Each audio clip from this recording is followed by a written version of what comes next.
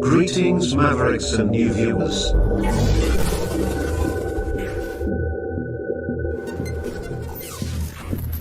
Tonight, direct and live from the Maverick News Network, World Studios.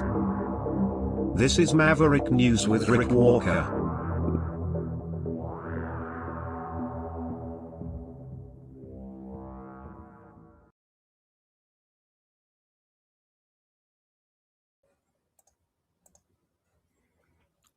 Welcome back, everyone, to the Maverick News Channel. Hello, Maverick family. Great to have everybody here. Hang on a second here. Our guest for the night is in the back room, and he's there. You're not live yet. You're just in the back room, but Ian is going to join us. We need his help because we need our Quebec connection to help us navigate through tonight's topic, which is United States invades Canada. We're going to war game this thing out. We're going to look at what other people have done to war game this thing out. It is not an entirely new subject. People have worried about this for a long time on the Canadian side, and I think some people have salivated over the prospect on the U.S. side for a long time. I think the last time somebody tried something like invading Canada, a certain house colored or painted white got burned. And we laugh about that today. And I was talking to my dad. We went shopping. And he wanted to go to Walmart. I said, okay. So off we went to Walmart. An American-owned, super-duper heavy-duty mega corporation which has invested heavily in Canada and has created a lot of jobs. It's become a staple in the retail landscape. But off we went to Walmart.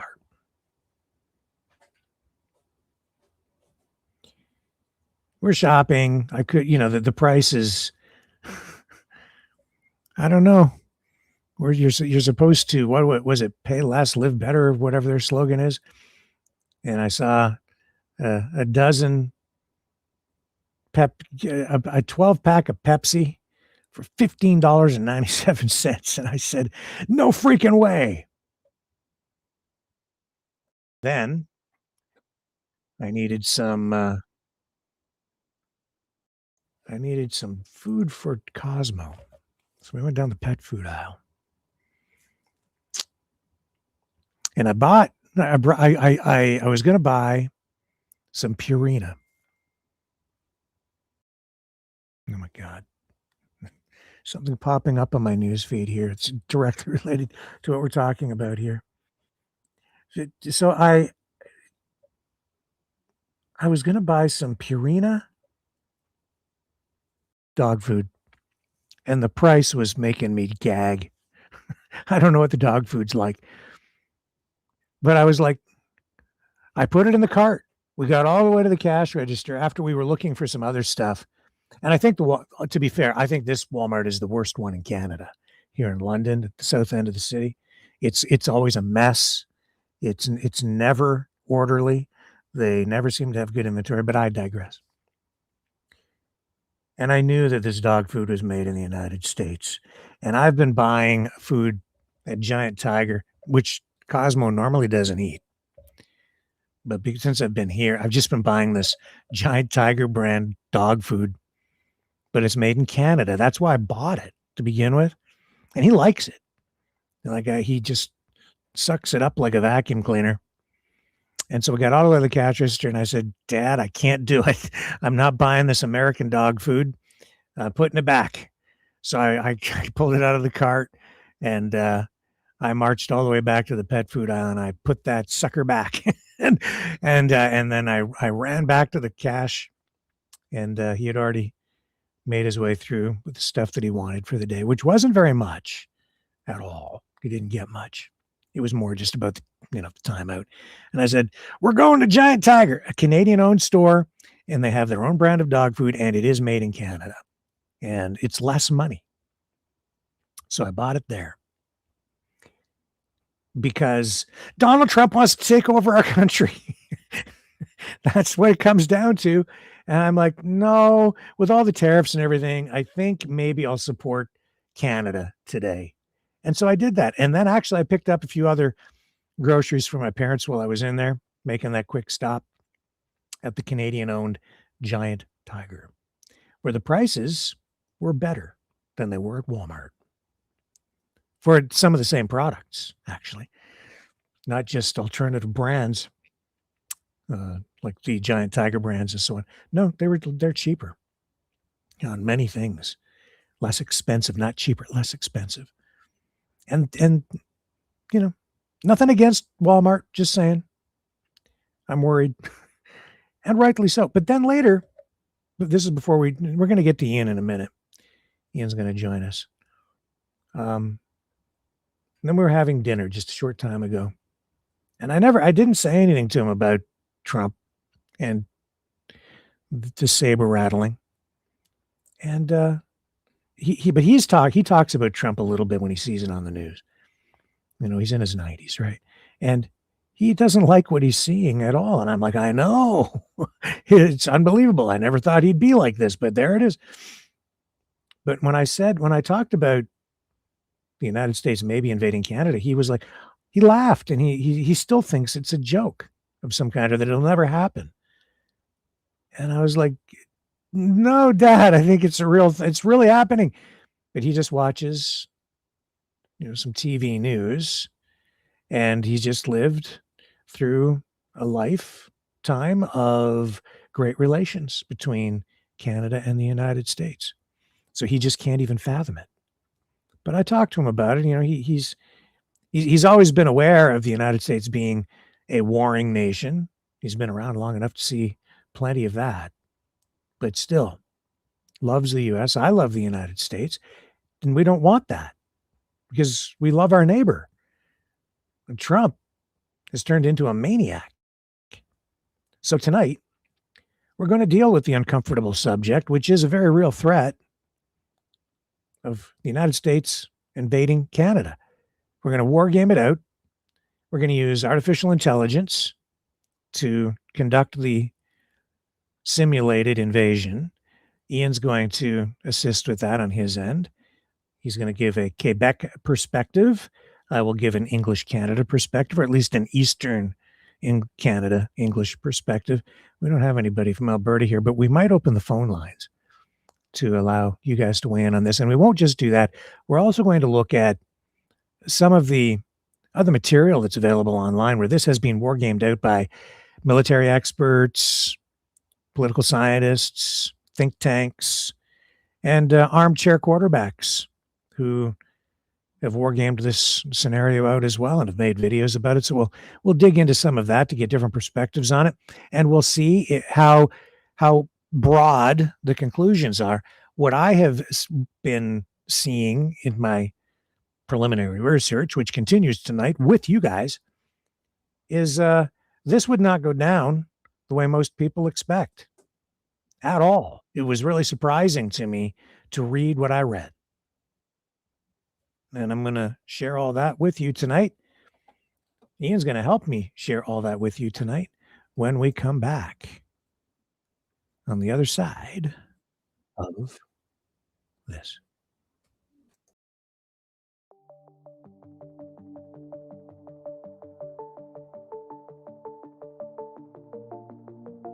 Greetings, brave Mavericks. Our quest for truth continues. We go beyond fake news. Together we expose propaganda. Together we pull others out of rabbit holes. We are maverick thinkers. We are all unique individuals, defenders of individual rights and freedoms, credible, trusted, grounded in reality. Maverick News, Maverick News. Defending free speech, free speech. Donate. at freedomreporters.com. Do it now. Tomorrow may be too late. Maverick News. The world is watching.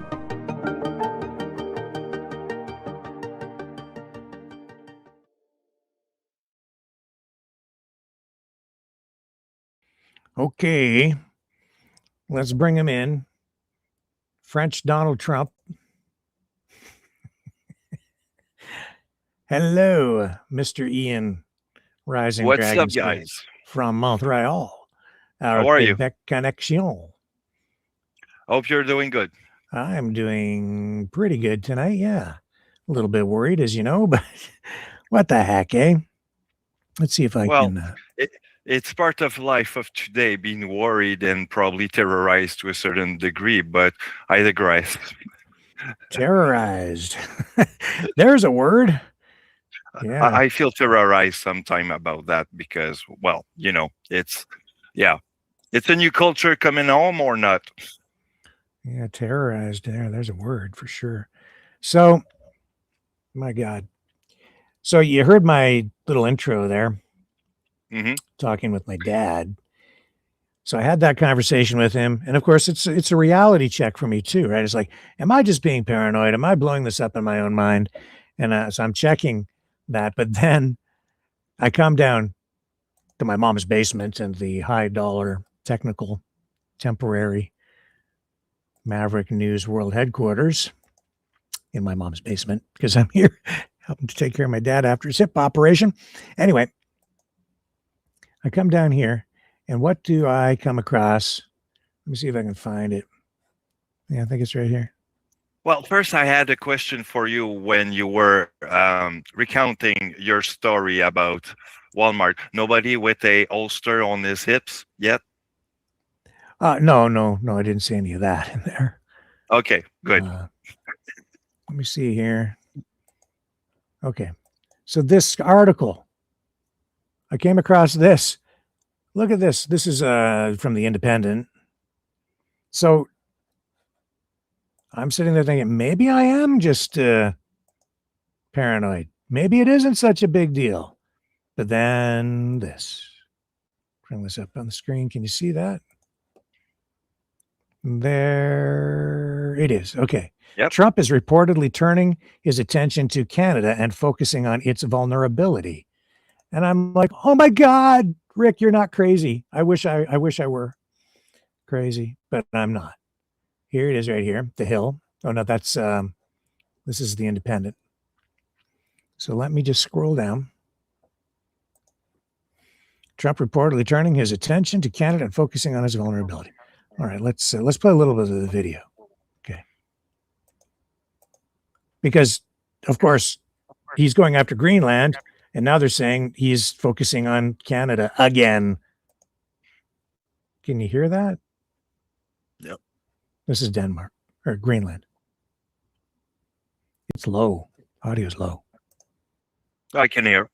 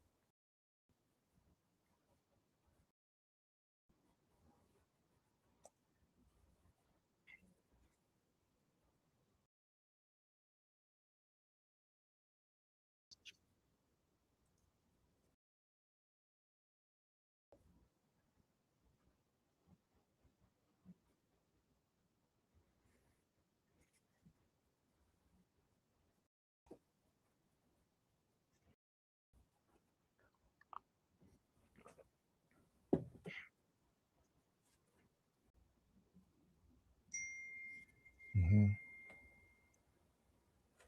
No sound. Yeah, no sound on the video. It's okay.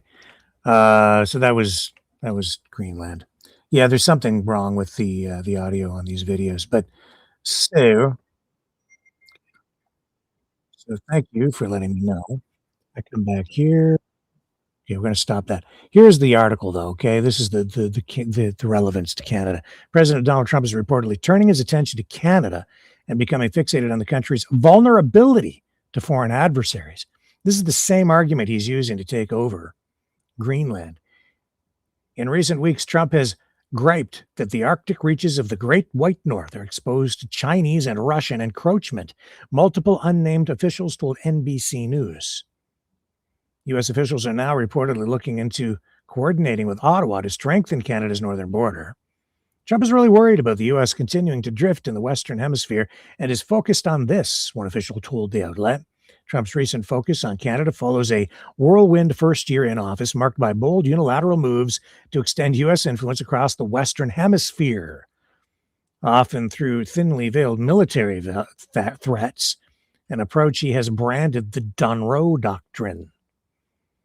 Earlier this month, the 79-year-old president directed a surprise military strike on Venezuela that resulted in the capture of leader Nicolas Maduro, who is now in federal custody facing drug charges. Trump has also issued stark warnings of U.S. intervention in Cuba, Colombia, and Mexico, while repeatedly voicing interest in acquiring Greenland, a Danish territory, and has not taken the use of military force off the table, triggering deep concern among America's allies. Yeah, they're moving. NATO countries are sending troops there. And my dad said to me, "Oh, they're going there because they're worried about Russia." I'm like, no, they're not. They're not worried about Russia. They're worried about the United States. That's what this is all about. That's why Trump turned around and is saying he's going to slap tariffs on all the countries that are sending troops there. And that's because it's not that. China and Russia have not threatened to take over Greenland. One country has, only one that I'm aware of, the United States. Trump claims that no external constraints, not even international law, bind him on the global stage. Now listen to this carefully. He says, and this was a few days ago, when asked by the New York Times this month what limits he faces, he said, quote, "There is one thing, my own morality, my own mind. It's the only thing that can stop me." So in my mind, that means Trump thinks there's nothing that can stop him. He thinks he is invincible. Yeah. If Is the Almighty. Oh my God, that doesn't scare you? I will say it scared me because to me it's reminiscence of 1930s, and I'll be honest with you. So I'm sorry, but this is real. Like, I'm sorry that I have to be the one to tell people. And I'm just a tiny little voice over here in the cyber universe, trying to reach out to the real world and warn people that this is a real threat. Make no mistake. He's never been joking. From day one, I said, I don't know if he's really joking. I don't think he's joking. Through all of this, the Lieutenant Rogers SOS campaign, the Tucker Carlson, call to Justin Trudeau when he was coming to Canada saying, we're coming to liberate your people. I don't think he's joking. I can go on and on and on. And now it's very clear that it's true. This is a real thing. It's happening. Am I paranoid, Dragon, or do you share my fear? I think I share your fear, and you're truly not paranoid at all. Things are looking very grim for Canada at this moment. So I would say that, well, brace yourself, guys, because we're in for another fight after COVID. So it's another fight. Now it's our sovereignty that is under the line. So. Yeah. Just going to look in the chat here for a moment. What do you guys think? You guys share these concerns? Yeah, a lot of people will say something about China and why Carney caved to China. I will tell you why. Because this is a middle finger to the U.S., basically. This is a way to say to the U.S. that we're not bending the knees to them, and we can find ourselves some other competitors or other trade partners. Plain simple. Yeah, I think the deal that they made there is worth about $1 trillion. So that's got to have, I'm sure that makes Trump jealous. And the larger question is, will the United States actually allow this? That which makes me, I should find a clip of Bannon. I'm going to do that and share that with people, which you may not be able to hear because I can't run it through the system there. I have to find out what I've got wrong in the settings so we can share videos in there, but it's not set up that way. So I'll make it work. Let me see here. Yeah, well, Trump did say that he did hate every country who does partnership with China because it's basically making them come in the back door of his country in what's, well, concerning to his neighbor like Canada. So okay, I'm gonna run this clip, which you won't be able to hear, and I have to take you off the screen to do it for the viewers. I don't know if you can see the live feed on Rumble or YouTube, but you'll be able to hear it there on the live feed. I can't run it through the phone system because of something. Don't know why, but we'll get you the clip here. So Ian, I'll just paraphrase what this is going to be about. It's Steve Bannon, who of course has been a Trump advisor. He's sort of on the outside, but he knows everything going on. And he says Canada is in the vital national security interest of the United States. This is inextricably linked to hemispheric defense. This is exactly what I told you was coming down. I've been talking about this for at least 2 years. Hemispheric defense for the United States starts in Canada. Canada is rapidly changing. These people are hostile, he says, to the United States of America, not neutral. They're hostile to the United States of America. Let me play this clip. This kind of rhetoric scares the living you-know-what out of me. Because this is a guy who has Trump's ear. Here we go on Real Voice of America. Is that when you talk about the Arctic North, which used to be Canada's Great Barrier, it's now their biggest exposure. This is why I say they could be the next Ukraine. There you have two Slavic entities fighting over the Russian-speaking eastern border. It's turned into a major war, a destructive war. But it's not in the vital national security interests of the United States. Canada's north, you just heard about the Northwest Passage, which is right on top of their territorial. If the Chinese Communist Party either one works out some agreement to have basing rights or some sort of exercise rights there, or just decides that Canada can't defend it because the president of China came in 2010 and gave a speech. He had a state visit to Canada. And in the middle of that, I think he gave a speech where he said, hey, we're an Arctic power too. And they were looking around going, China's an Arctic power? What do they mean by that? He was targeting Canada. And that is in the vital, Canada is in the vital national security interest of the United States. Some of our forefathers thought that too, both in the Revolutionary War, the War of 1812, et cetera, where we invaded Canada a couple of times in the French and Indian War, which was all about Canada, right? American troops, as part of the British Empire, fought with General Wolfe and others. So Canada has been always kind of a linchpin for American security. Now, with advanced technology, it's even a bigger in the Northwest Passage. It's even a bigger in what we're doing in Greenland. I mean, this is inextricably linked to hemispheric defense. Hemispheric defense for the United States starts in Canada. Carney, and there are people worse than Carney there. You're seeing a shift in Canada right now. And this is why I think Alberta and this succession movement, they're sitting there going, it's not just about economics. It's not about tax policy.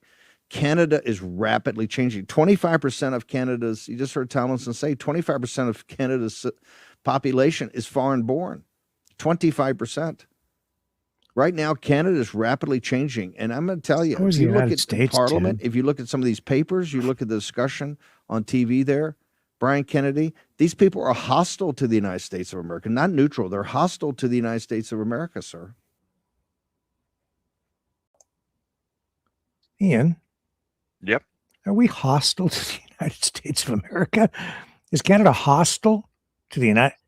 What the hell is that? One, do we have the army to counter the American if we go head to We're head. gonna find out tonight when we run this simulation. Sorry, I didn't mean to interrupt you, but yeah, go ahead. No, actually, you make a point, but the thing is that I don't think we have the might as a military force to go against head to head. I mean, even if America or the US is alone against us, we probably are just too small for that. It's going to end up like Ukraine. Interesting point you make. It is like Ukraine. I've been saying that too. Even the Freedom Convoy resembled in many ways the Maidan protests, where protesters were shot. Didn't get to that level in Canada, but it's not at that level now in the United States, where I think you're on the verge of a civil war, where people are literally being shot in the streets, protesters, political protesters, whether you agree with them or not, shot in the streets with live ammunition. 11 people shot so far as I know, maybe more by now. One person shot, killed, shot in the face. Not once, not twice, but 3 times. Mm-hmm. And I see people up here who claim to be freedom fighters, I think, who are a little confused. This is my view. And they don't seem to have any concern about that. It's like they're all for it. They're cheering for it. That blows my mind. Yeah. I get it. Have you heard about the story? I think it was from yesterday about Jake Lang, which is a 6th January J6 protester. Yeah. Yeah. And he got stabbed by because he was doing basically a pro-ICE protest of his own, and basically got mobbed by anti-ICE guys. Yeah. So I mean, that's right. Yeah. He actually was like one of the key organizers of that protest. Was mobbed. We showed the video here yesterday of that. Did you see what happened though to him? He got into a car with some people who were going to take him to the hospital. And guess what happened? They got partway there and kicked him out because that's how bad things have become in the United States. So the people who were taking Jake Lang to hospital didn't know who he was when he got in their vehicle. They were going to save him, but then when they found out who he was, they kicked him out because they don't like his politics. Here's, I've got the clip actually. So it was a trans person who gave Lang a ride while he was bleeding, apparently stabbed.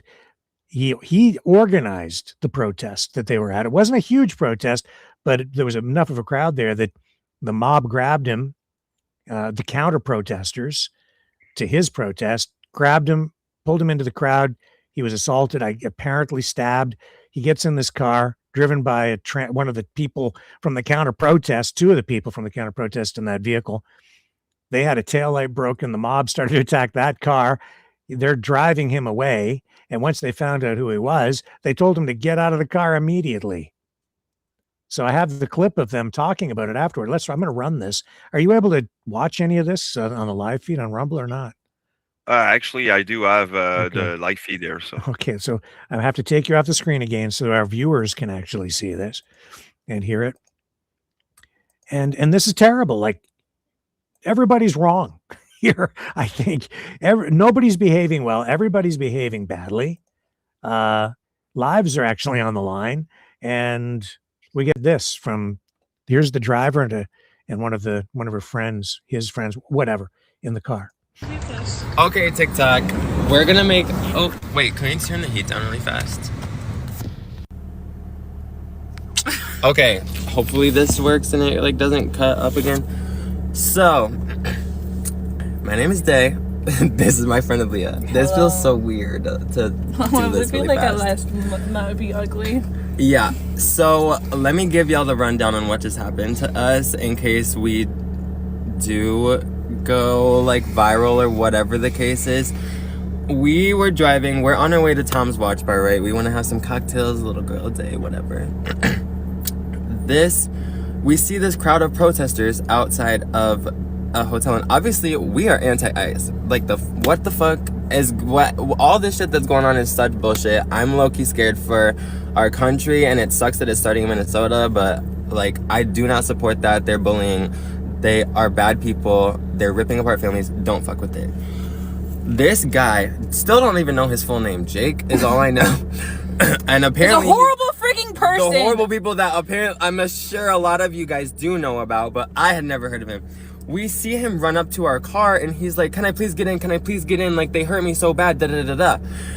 That's all the context we have. So in our heads, it's like, oh my god, like, was he just attacked by ICE? Like, we he was thought in the ICE was protest? after him, so we're like, okay, whatever, like, hop in the freaking car real quick. And then all of a sudden, there's a whole bunch of people coming here and storming us and, like, beating up the car, ruining the car, pulling this dude out. Like, what is going on? Surrounding the car from every single angle. And yeah, we had no idea what we was getting ourselves into. It's just like, we saw an injured man, so like, obviously we're gonna help because we're not bad people. What? And I don't know him. And so yeah, anyways, he gets in our car, like, yeah, surrounded us. They broke our tail light, was banging on the car, whatnot. They tried to rip him out the door, like they was like opening the door and shit. Wild. And so we do drive because like, we're not gonna, like, literally the longer we sat there, the longer he fought them off and the more damage was happening to Aaliyah's car. So we had to leave with him in the car. Like, there was no ifs, ands, or buts about it. Don't fuck with him. I was leaving. Yeah. But also we can't just, like, you know, like, what else are we supposed to do? He's not gonna, like, let us kick him out the car. He's not gonna get out. So like, that was our only option at that point. So we literally just go around the block, and I'm like, you know what? Like, you need to get out. Yeah, we're still in the Like, same spot. what is going on? Like, whose side are you on right now? Because, like, this is not okay. And I'm just getting super weird, bad vibe from this dude. And he's just like, oh, Trump something me. I gotta owe him back. And I'm just like, yeah, he was I like, don't care what Trump did for you. Like, ICE is fucking shit. Like, who are you? Like, who are you? And then I find out who he is. I'm like, I don't care if your Uber's here. You're not gonna wait in my fucking car. You need to get out right now. As fuck. Like, we was not fucking having it. Like, this is not okay. I do not support you. Like, speak your mind, whatever. But, like, I do not support what this is all about. Like, this is not okay. Like, you need to leave and you need to give me your contact information because you're paying for this fucking shit. Mm-hmm. Like, you're annoying. Like, I actually don't like you.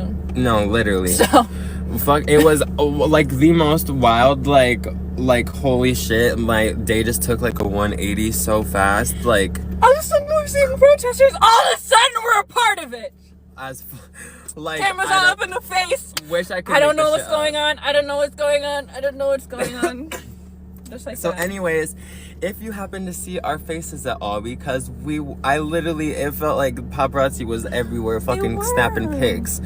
If you happen to see us, please know that we do not support this man fucking ever. ICE needs to leave literally the whole country. I don't care about whatever they have going on. It's a whole vendetta, and they just need to fucking leave. Like, it's just not okay, and people all have rights, and nobody should be ripped away from their home. I don't care what is going on. People should not be treated like this. Like, we're protesting for things that are good, and there's all these people just putting up such a fight for what? Because we want equality and we want peace and we want to feel safe where we're at. Like, is that too much to ask? Obviously it is, because every day we're getting thousands of new people coming here, you know, and just causing so much destruction and so much just like unrestlessness, or I don't know, but it's just not okay. And was not expecting that to happen. We thought we were helping someone who was protesting against ICE, and that didn't turn out to be the case. And now we're here, and now we're just here. It's someone who literally is so prevalent or something. What? Where was his like limo? If everyone knows him and he travels the country, like, or like, where's your like? You ain't got like people with you. Why was he like literally by himself? Like, what? I don't even. Stupid. What is the thought process there? Because he's stupid and he likes attention and he thinks it's cool. As fuck. He's so lucky we stopped for him. He's so lucky we did not know who he was, because I'm sorry, but like, you're for the streets. We're letting the wolves have you next time. We'll look from in here and watch you get beat up and then go along our way and not be a part of this. Yes, like, what? And yeah, I'm sorry this video is so long, but we had to like put that out there for sure, because like, I'm not trying to get caught up in no fucking like, we already are. We did already get caught up, but like, I don't want no opinions made. I want to set this shit straight before shit goes to public. Yeah, that's Stupid. the deal. That's the rundown. We're gonna go give have you guys his name, his number, his contact information. Go flood him up. Wait, we literally have that. Like, who are you? We'll wait until after he pays for the car, and then we'll give you guys the info. Because yeah, that shit's fucked. This shit is fucked. Okay, I'm ready for a cocktail. Yeah. Okay. Have a good day. Yeah. Bye, guys. It's gonna stop. Were you able to watch that, Ian? You're probably still Yep. watching the tail end of it because of the lag. Yeah, no, I'm good. I'm doing- Crazy talk. I mean, inhumane. I would probably, just even if I don't like the guy, I don't care. You stay in the car and you come with me, and I get you to the hospital ASAP. You're bleeding. I mean, Yeah. no question. That's the same thing. And these people, I mean, I don't know, but most of Americans thinks that they are, say, Christian. Let's put it this way. Mhm. That's not a Christian way to act. Throwing the guy bleeding, probably to death, out of your car, that's not Christian at all. Mm-hmm. I have another clip here. If I can find it. This was which U.S. official? There it is, right there. Okay. So this is, I don't know who this is. Hang on. Let me just see if I can. Well, we'll find it when I run the clip. This was on Fox News talking about, I think that this guy will defend ICE and say that they don't automatically investigate police or ICE shootings like the one in Minnesota that resulted in these escalated protests in the streets. Again, I have to take you off screen. Here we go. What happened on that day has been reviewed by millions and millions of Americans because it was recorded on phones when it happened. Okay. The Department of Justice, our civil rights unit, we don't just go out and investigate every time an officer is forced to defend himself against somebody or putting his life in danger. We never do. That has nothing to do with what happened in Minneapolis. There are over 1,000 shootings every year where law enforcement are put in danger by individuals, and they have to protect themselves, and they have a lawful right to do so. The Department of Justice doesn't just stand up and investigate because some congressman thinks we should, because some governor thinks that we should. We investigate when it's appropriate to investigate, and that is not the case here. It wasn't the case when it happened, and it's not the case today. If circumstances change, and there's something that we do need to investigate around that shooting or any other shooting, we will. But we are not going to bow to pressure from the media, bow to pressure from politicians, and do something that we never do. Not under this administration, not under the last administration. And so, no, we are not investigating. And if there comes a time when we need to, we will, but it's not now. Duh. Okay. I'm gonna. Wow. Okay. I disagree. I'll tell you why I disagree. Here in Ontario, in Kazakhstan, since 1990, it has been mandatory for police services to investigate any police shooting. Any. Period. If somebody gets shot, there's going to be an investigation, period. For a variety of reasons. Yep. To protect the officer, if innocent, to protect, a victim, like, or not just to protect, but just to find out what the truth is, to really dig into it and find out what went wrong, who's to blame, why it happened, how it can be prevented from happening in the future, how you might better protect officers in the future and civilians to keep people safer. It's a mandatory thing.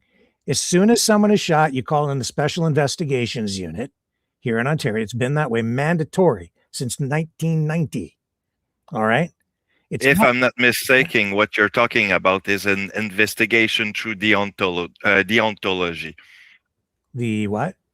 The deontology, basically, it's how the police works internal in itself, or how things works. I'll look it up. It's a civilian headed, like it's civilian oversight of police, essentially. But they do. It's a special unit of investigators with a civilian board, and it was set up in 1990. It's been mandatory ever since across Ontario. Similar rules apply in other jurisdictions in some parts of Canada. It's not universal. This is not really something that happens in the United States. The reason it happens, the reason it's done, is because you can have a crooked cop who can set up a scenario where he could shoot a civilian and make it look like self-defense. You just don't know. There could be something that's gone on in the background that you have no idea. Maybe the guy's got a personal vendetta. The guy owes him money. Like, you just never know, right? That's why you call in the SIU, to find out everything that happened, and you deal with it in a professional way to get to the truth, which then gets you better outcomes for policing down the road. That's it. I think it's an appropriate thing. It's a good thing. It puts the entire incident under a microscope, and that's the deontological ethics. I can't understand. You're too French for me, Dragon. I cannot. But I got the idea. I'll put it on the chat. Okay. Anyway, so that's what happens here. So Ontario pioneered that in 1990, and that's an extension of, I think, concepts of community policing, which have kind of, under Norman Peale was the guy who came up with community policing ideology, if you will, that was applied to police services across much of North America. Some of that has been pushed aside in favor of more DEI focused policing efforts over the past, I'd say, at least decade. And that's unfortunate, but the SIU mandatory investigations remain. And that's why you see people down in the States calling for an investigation into the shooting of Renee Good. I think it's entirely appropriate, because the DOJ, or the people who run ICE, Homeland Security, Tom Homan, the whole crew, Kristi Noem, they've just ruled on it. They've just said, no, this doesn't warrant any kind of investigation. Our guy's right. The civilian is wrong. They don't get a day in court. You can't have no questions asked. We're right, you're wrong. And instead of having an investigation, they call in more police. They crack down harder. They bring in more paramilitary troops, and to just make a further point that we're not stopping. It scares me, because I saw that video, and regardless of which side you take on it, an investigation is warranted to find out what really happened, and what in reality, Dragon, Ian, they are investigating, but they're only investigating one side. They're investigating Renee Good. Yesterday, there was a story, I think it was broken by CBS or NBC. Anyway, they reported that they're investigating, I think, Renee Good's partner, her domestic partner, and they're digging into her background and just digging to find anything they can to discredit the civilian. But they're not looking at the cop or the ICE agent at all. That tells me something. That tells me there's bias there. You investigate both sides, man. You investigate everything. You get down to the nitty gritty. You find out everything you possibly can to get the whole picture. That'll get you to the truth. What they're doing is not pursuing truth. And when whatever, verdict they come up with, in or out of court, and it's not going to court, but whatever they decide, it won't be true justice, because it won't be truth. No, it's one-sided justice. Yeah, it doesn't serve the public. So you go ahead, all you MAGA types and Trumpsters, and cheer on, but that is not freedom. Not even close. So again, I say to you, Canada is a freer country by far than the United States because we have more. Well, we're focused on getting more to the truth. The system is different and it's better. It's more democratic. Now, you don't want to hear that because you got stars and stripes on the brain these days, but that's propaganda, man. It's time to wake the F up.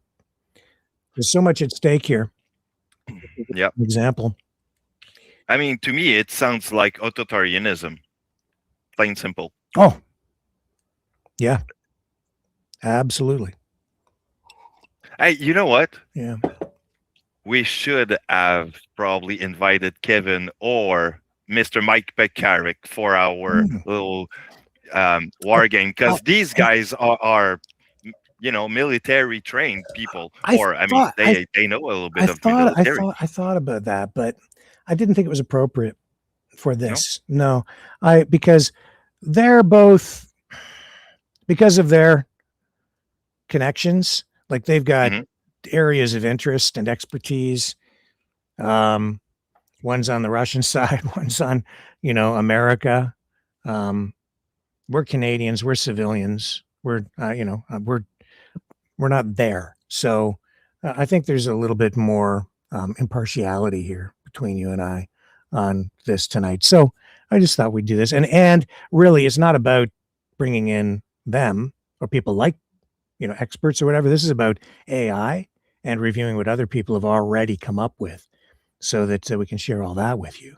And maybe even give our viewers an opportunity to weigh in and call the program partway through as we start digging into this stuff and start typing in the prompts and the questions to the different AI engines to find out where that takes us.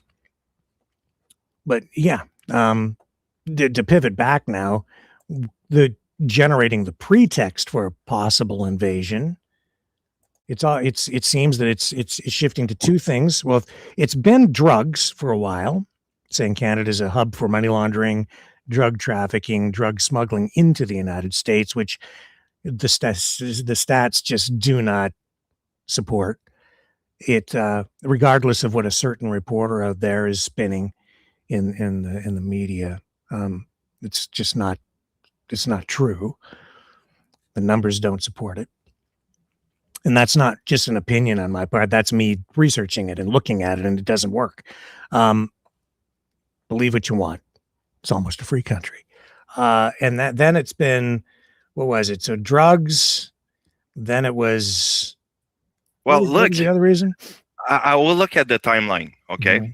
Trump was elected around November, all right? So back then it was the drugs and all that, right? And then quickly we had the fire in the Palisades of San Francisco, if I'm not mistaken, or California.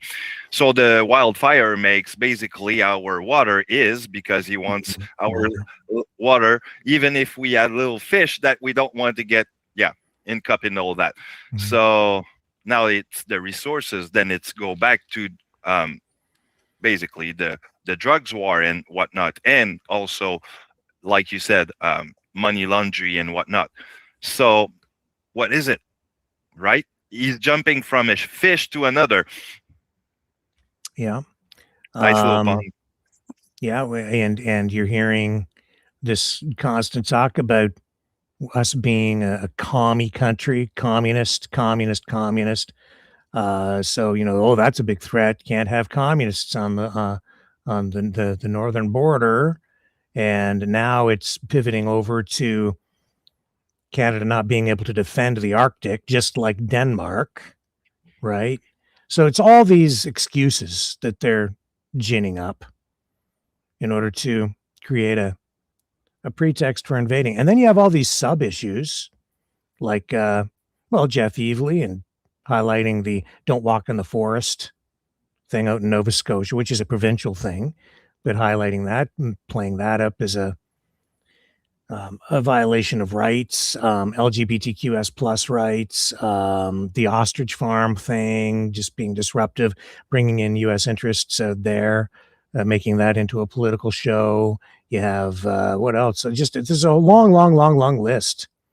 Yep. Lieutenant Rogers with his SOS writing campaign, urging Canadians to write letters to the United States that he delivered to ask for an invasion in order to save the country from that communist dictator. Things that Canadian probably are more open to, where you have Americans that is not open to, or that's where it's getting crazy, and this is where we have a conflict of interest between the two of us, or a conflict. Nonetheless, it is a conflict. Yeah, I mean, in Ontario, just to pivot back again, even if you just discharge your weapon as a police officer, there's an investigation. They look into it. Like, why did you do that? What were the circumstances? Yeah. Not down there. It's like, oh no, we're just not going to bother. Because I should say Quebec, but in Montreal, Quebec. I mean, it's the ethic. You got to go through that. There's no way that you ain't gonna shoot one bullet without having an investigation about it. So, Canada moving toward more trade with China is necessary because Trump has put us in that position, whether you like it or not. And this isn't a liberal conservative thing. This is an issue of survival as a nation state. You need to be able to trade, especially Canada, because we're an exporting country. In order to generate wealth, we have to sell a lot of our natural resources: nickel, uranium, lumber, oil. The list goes on, right? And so we saw this week Carney and a delegation to China. Off they went. First time in a long time, come back with $1 trillion deal, dropping tariffs, I think, from 100% on electric vehicles made in China to about 6.1, I think is the going to be the effective tariff rate, 6.1%. And in reciprocal fashion, the Chinese drop the tariff on canola. I think it's going to drop down to 13%, which makes Canadian canola competitive again and saves that sector. And Trump says, oh, that's okay. We're neutral. Canada, I guess, advised the United States in advance because, of course, it's obviously a sensitive thing. Canada slapped the 100% tariff on the EV vehicles to begin with, frankly, honestly, truthfully, accurately, because the United States was slapping tariffs on. So Canada being integrated with the United States through its auto industry, we followed suit. We supported what they were doing on the U.S. side. That's why we did it. But then we suffered the backlash. The Canadian government got the political hit through the anti-liberal media in Canada. But so Trudeau took it on the chin. The Liberals took it on the chin. The reality is they did it because Biden did it. They did it because of where Trump kind of took things prior to that. They did it. Canada did it because the United States did it. And we were sort of forced to fall into line, lockstep. The North American auto industry integrated. So it wasn't just a Canadian thing. So 100% tariffs go on. And then we get kicked in the groin. Canola oil, not going to go to China anymore. So we paid a penalty because of our alignment with the United States. But who got the blame in the media? Just Canada, just the Liberal government. Okay, you want to play politics, that's fine. Today I'm walking through, like I said, Walmart. I looked over. There's a copy of the Toronto Sun. I don't have a copy of it up here. The front page, top header, headline: Carney in bed with the devil. Okay. There's U.S. money, by the way, in the Toronto Sun newspaper. There's U.S. influence over that paper. There has been for a long time. So it came as no surprise to me. And they're conservative or right-leaning, maybe just right-wing. And that's all fine. But you should know that there is U.S. influence, heavy U.S. influence, and there has been for a long time in the Toronto Sun. So the headline on the top: Carney in bed with the devil, and he's sitting there in a picture with Xi Jinping. Of course, you get a lot of anti-China rhetoric, propaganda. coming out of the United States, and that filters up here into Canada. They don't want us trading with China. Because they don't want China to have our resources. They don't want oil. They don't want anything going to China. So that's why they're poo-pooing this. They don't want it. They don't want those cars produced in Canada that might eventually be exported into the United States. That's what Carney's hoping for, is to produce those things to some degree here. They said that they want to produce the first car in Canada, the first Chinese brand car in Canada, maybe a BYD or one of those, and with Chinese know-how were the words today. And we'll see. I think it might actually happen. That won't make Trump happy. I'm not even sure he will allow it at this point. What do you think? I see embargo soon. I'm serious.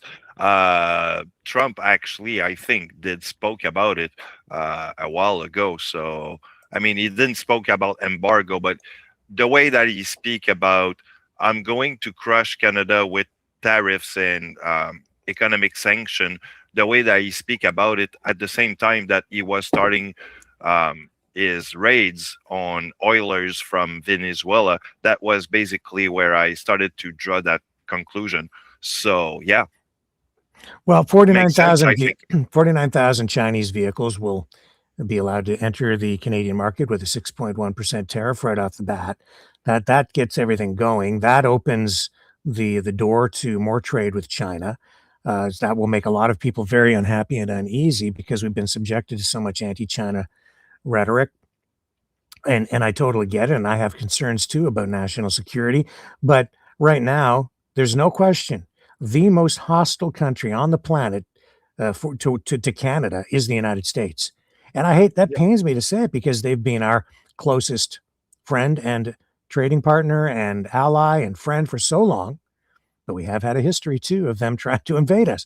Here we go again. They're replaying a lot of this stuff. And the United States isn't just making, under Trump, an enemy out of Canada, Venezuela, Cuba, Greenland. You know who else they've been demonizing? The United Kingdom. Mm-hmm. Yeah. I see a lot of people in the Trump circles for a long time demonizing the UK, demonizing the King, demonizing the PM, demonizing Britain.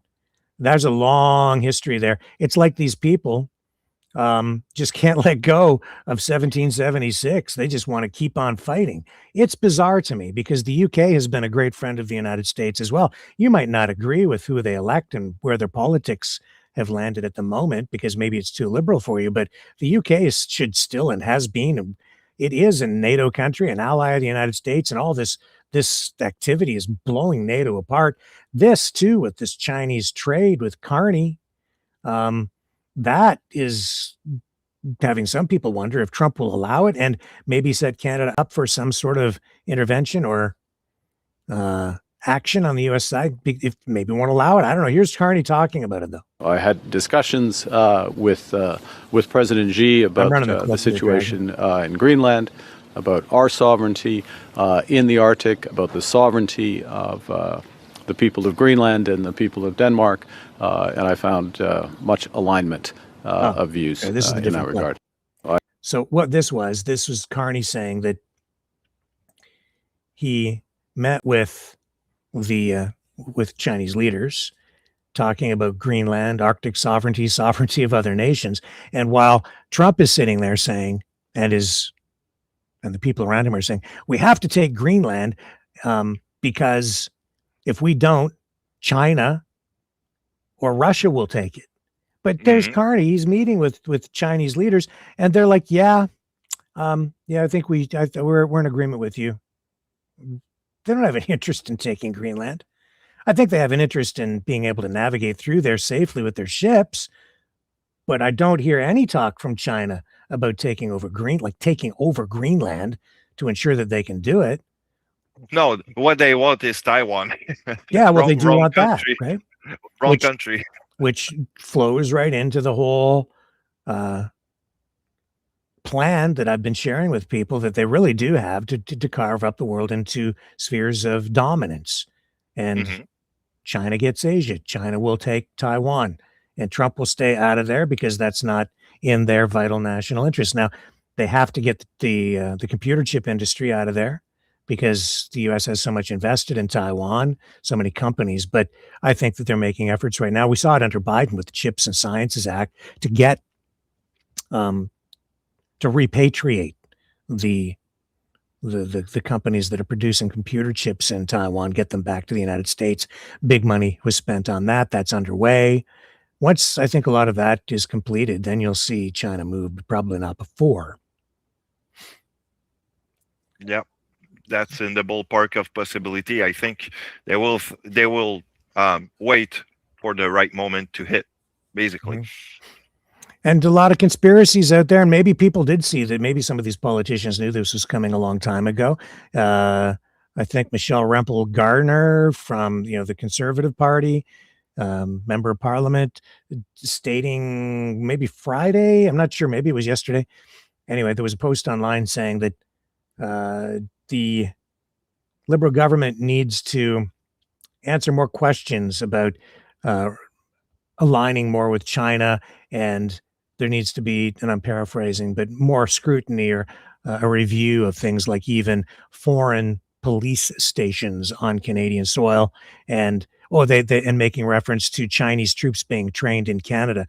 And people, again, the U.S. influenced media in Canada only telling part of that story, because when they talk about the Chinese troops like being trained on Canadian soil, they're only telling part of the story. The Liberals are always blamed, but the truth of the matter is it was Stephen Harper that brought those Chinese troops here to begin with in 2019 as part of a diplomatic effort. The Chinese troops were here mostly in an observational role where they're just observing training exercises, winter survival exercises. There were only certain things they were allowed to see for security reasons, and it was viewed and stated by Harper at the time that it was an effort to foster better relations as China was continuing to become an emerging power, both militarily and economically. And it was obviously a logical thing to do, given that China is on the rise, and there's lots of opportunity there for Canada to do more trade. So he's the one who started bringing the Chinese troops here, and it continued though that was in 2013, I think it was. And it continued right up until 2019. And then finally it was discontinued because of national security concerns. And it was the Liberals who canceled it, but highlighted. I don't think it even came to light in the public very much until about 2020. And that's when some stories started to be done on it afterward. And I don't think it even happens today. If there's anything going on, it's very minimal. So it's both the Liberals and the Conservatives who have been, involved in that. If you don't agree with it, you better lay the blame on both sides, not just on one, because it was coming from both. Yeah, balance and clarity. Mm-hmm. So, and then it makes you wonder, right? Well, why were they doing that back then? Why are we getting this now? Maybe they knew this was coming from the United States and they were preparing for it. And then what happened around that time? We had the pandemic and all of that stuff, and Trump saying, China, China, China. It came from China. The pandemic came from China, the virus.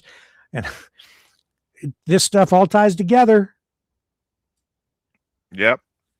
So it was part of the plan. Yeah, trust the plan. Q. Which, people sit there and say, oh, that's all crazy conspiracy stuff. I don't think so. I think that a lot of that stuff from Q, it seemed pretty crazy, but there has been a plan. And that's It was crazy when Trump was not in power and what was not fully in control, and the plan had not fully evolved and hadn't really started to completely roll out yet. But now they're in hyperdrive, and you can see that a lot of that stuff is actually in play, and Canada's in play, along with all these other countries, as Trump tries to really take the entire North American continent as America. Oh, by the way, it's the Gulf of Mexico. Okay. Don't you forget it. That's how you fight back to reclaim your reality, not the manufactured reality, which Trump is imposing on people's brains. He's injecting a particular worldview and a particular world world order into your brains. That's the thing too. We haven't even gotten into this military stuff yet. Did you see the clip of Carney using the phrase New World Order? Yeah, I did. Yeah. And I do understand between the line of what he's saying, but people contract the whole thing differently.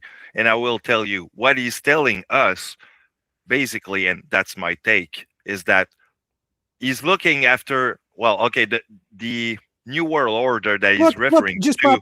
You can't see it on my screen. Rebel News. The World Economic Forum is designed to keep normal people out. I mean, we're talking about the New World Order, and then their headline comes up like that. WEF, New World Order. Sorry. No, these are just trigger phrases, man. Exactly. And that's exactly what you were telling us for a while now. It's not the WEF. The WEF is not at the top of the pyramid. It's Trump, Putin's, and all those guys, all those big powerhouse now that is dealing the whole thing behind our back, and you ain't part of the party, guys. That's it. Because they're the autocrats, they're the authoritarians, they are the technocrats are there too, which we've talked about, right? Elon Musk, Mark Zuckerberg, all those guys. Corporatocrat too. Yes. So that's the cabal, all right? And they're doing it to you while they're making you look over there, right? And some of the people at the WEF, they're part of it too. I mean, they're all kind of part of it. It doesn't matter which side you pick in. They're kind of all part of it. But okay, here's the thing. Carney uses the phrase New World Order. Why would he do that? Because it's happening. It's a true thing. So he says it. People's heads, especially on the I hate to use the word conservative. It's not conservative anymore. The populist side, their heads blow up, right? Because you're just triggered, folks. You're just triggered because Trump has been using that phrase too in recent weeks. He's been saying it, but nobody gets upset when he says it. Why is that? Because you think it's okay, I guess, when he's out. He's got mental or psychological immunity. That's why.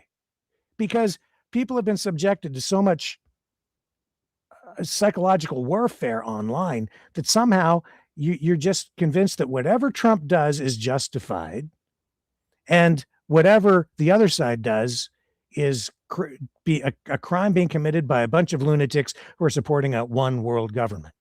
Mm-hmm. Meanwhile, who's at the top of the pyramid? Three guys: Xi Jinping, Putin, and Trump. And then there are a few people kind of below there too. But that's your one world government, folks. Authoritarian. I'll give you another analogy of what Rick just said, and Rick, probably you're going to be on point on or agree with me on this one. You got those, Trump is on the top of the West pyramid, okay? Mm-hmm. Or you got whatever, Putin and all those guys. Who's running behind them? The corporation, all the companies that is behind them. Mm-hmm. Who does he agree to, and who does he get into a line with? Corporation. So that's corporatocracy. Plain simple. Yeah. Mm-hmm. So that's how it works. And then you got also the expert on your PR side who's tell you what to do, how to digest or what not to do during a certain crisis. So that's your technocratic portion of the thing. So it's a corporato technocrat / hybrid kind of shit. Sorry to say shit, but it's what it is. Oligarchy. That's what we're going to end up with, because what's going on right now is Trump. See, I can't believe people are even supporting this. This is insane. The people who want some sort of a free market, natural law thing, whatever, and they don't want a rigged system. Trump is rigging everything. He's even trying to rig the Federal Reserve, which is completely inappropriate and undermines trust in the U.S. economy and monetary system, because he's trying to take Jerome Powell and control that guy to get him to drop interest rates. Why does he want to do that? Because the tariffs that he's imposing, even though he's telling you it's resulting in growth, it isn't. There's less job growth. You're getting more inflation, not just in the U.S., but in Canada too. It affects both countries. That's why a 12 pack of Pepsi is $15.97 at Walmart. So he, as he pushes for all of this stuff, the economy is slowing down. Midterms are coming up. So what he wants Powell to do is drop interest rates, cut interest rates.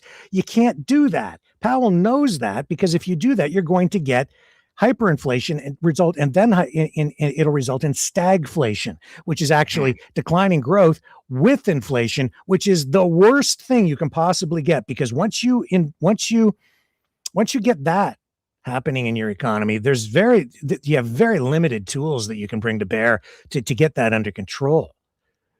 So lower interest rates, that means money becomes cheaper, people borrow more, they get further extended. You don't have to print money to get inflation. You can lower the cost of money, which increases demand for money, and then that increases inflation, makes the money worth less and less over time. People will spend it to get rid of it, and they won't invest as much of it because the interest rates are low. So why put it in the bank or into investments where interest rates are lower? You'll inject more into consumerism, which is not good for the economy really in the long run, because people don't put anything away. There's no equity built up in the economy. It's just like, consume it all now, pay for it later if you can, except they can't. So they're going around stealing people's oil right now to pay for the $30 trillion debt that they can't afford, while pretending that they're still the most powerful economy in the world. And they've got de-dollarization happening all around the world. Are you seeing the problem here? These are dominoes that are falling. After the fall of the Berlin Wall and the end of the Cold War, Jeffrey Sachs, U.S. economist, he advised the Russians at the time to adopt a policy that he came up with called economic shock therapy. His recommendations resulted in an intentional crashing of the economy to reset everything there after the fall of communism. And you had all the communist countries that basically were able to break free, countries like Ukraine, right? Assert their independence. And that's really what Trump is doing here. He's got an economy that is overextended, owes way too much money. He has to find some way to, in his view, what he's doing, I think, is he's resetting it. He's not saving the economy. He's bringing in his own form of economic shock therapy with tariffs and all of these other measures. And along the way, he's enriching himself and his friends because he's controlling the economy. It's not free market. He has complete central market control over everything because he has tariffs. He can pull a lever and put a tariff on you, a tariff on this sector, a tariff on that sector, take it on, take it off, put it on, increase it, decrease it. He can control everything going on in every sector. And so he can make things crash. And if you know in advance when something is about to crash, you know that it's time to sell before it crashes.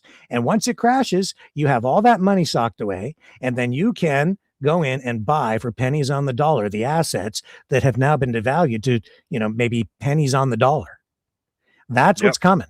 That's what he's been doing. He's been enriching himself and his friends with a totally controlled economy. And if you want exemptions from tariffs, you have to, seek favor with the president at Mar-a-Lago or the White House, bend the knee, bring a gift, and beg that you be spared the wrath of Trump tariffs. And Trump has people beating a path to his door, and he's got his crown on because he is the king. I mean, I hate to say it. I never thought I'd see it. He's not a free market guy. He's not a conservative at all. He's absolutely an authoritarian and he's all about full government market control over everything. That is a very Marxist thing. Remember, I keep talking about communofascism, the convergence of the left and the right, communism and fascism. I mean, look at Jackson Hinkland, MAGA communism, he calls it, right? I'm not alone in this. It's becoming bear to fruit. So that's where it's going. I kind of lost track of where we're supposed to be, but it's all still on track. This is sadly the reality. And I'm glad my dad doesn't think it's going to happen. He's happy. Not me. I can't sleep. I can't eat, and it's not because I'm in love. Not with this.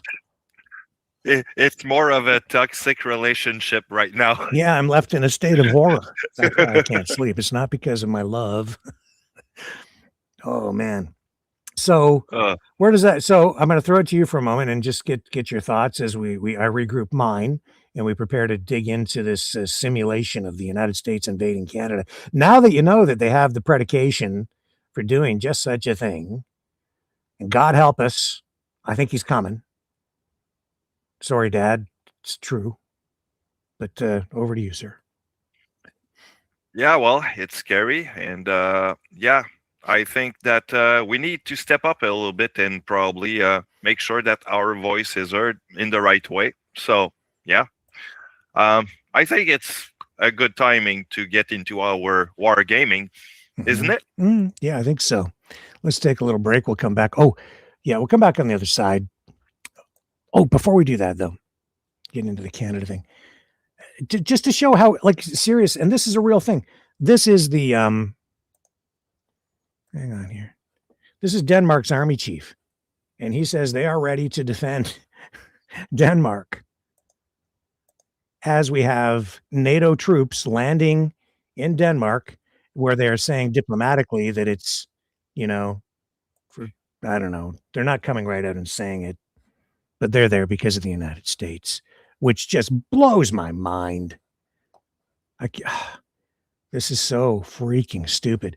This is over from the Atlantic. Oops, sorry, I took Ian off the screen. I'm going to run the clip here, though, Ian. Hang on. And here's Denmark's army chief. Copenhagen following the diplomatic and security crisis. I am here in Copenhagen following the diplomatic and security crisis created by President Trump's insistence that the United States acquire Greenland, the island that is an autonomous territory of the Kingdom of Denmark. Yesterday was a really important moment in this crisis when the foreign ministers of both Denmark and Greenland traveled to Washington for a meeting at the White House with Vice President Vance as well as the Secretary of State Marco Rubio. As that meeting was about to happen, I met here in Copenhagen with the Chief of the Danish Army, Peter Boysen, to ask him about what Denmark is prepared to do to defend Greenland. And he was adamant that Denmark is able to step up its presence on the island and to take Arctic security seriously. He spoke about drones and ships and radars and the ability to understand what's unfolding on this mostly uninhabited territory, but he also spoke about boots on the ground. And this is important because on the same day that this meeting was happening in Washington, Denmark took steps to up its military presence on the island, to dispatch soldiers and other kinds of military equipment. This was an important signal, both that Denmark was prepared to play an important role within NATO to take the security of the island seriously against potential adversaries, and also a kind of message to President Trump that there's a military presence there and that the United States could either join Denmark's efforts or oppose it. And a decision by the United States to oppose that effort, to mount a kind of military incursion, would be an extraordinary threat to NATO. As the Prime Minister of Denmark has said, it would end this 80-year alliance. And soldiers in Denmark are bound by a royal decree that says that they are obligated to fight back against any invaders. Now, when I asked the Danish Army Chief if this would apply to American soldiers attacking Greenland, he demurred, saying, "This is a political question. I'm just a soldier." Mm-hmm.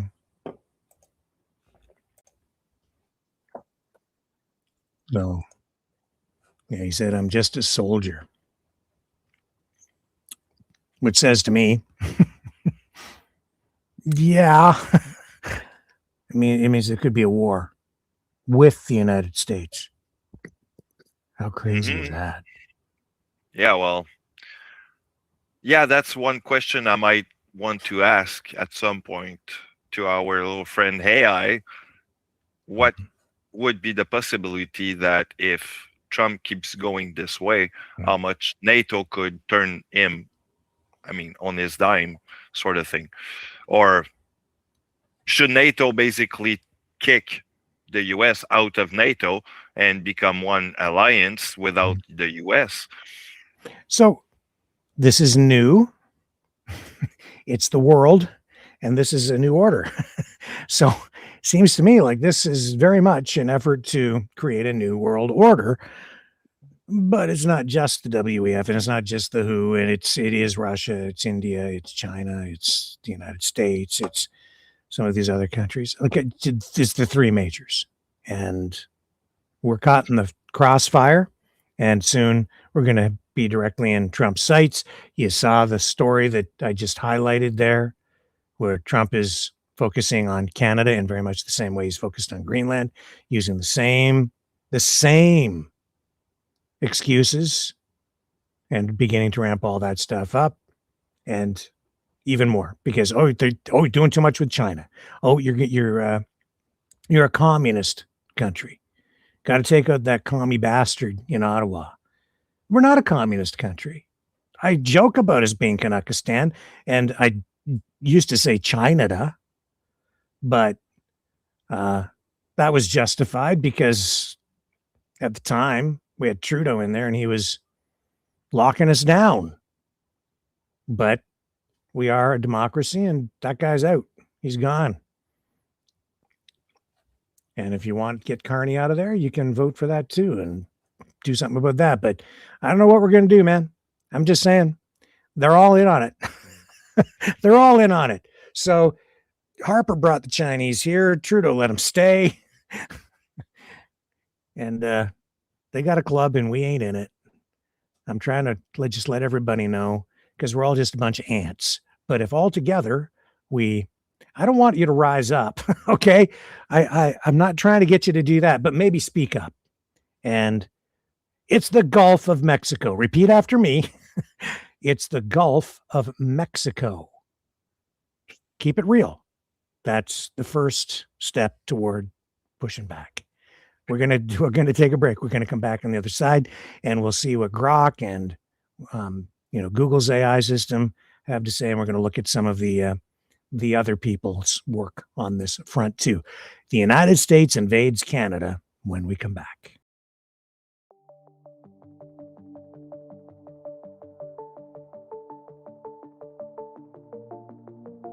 Greetings, brave Mavericks.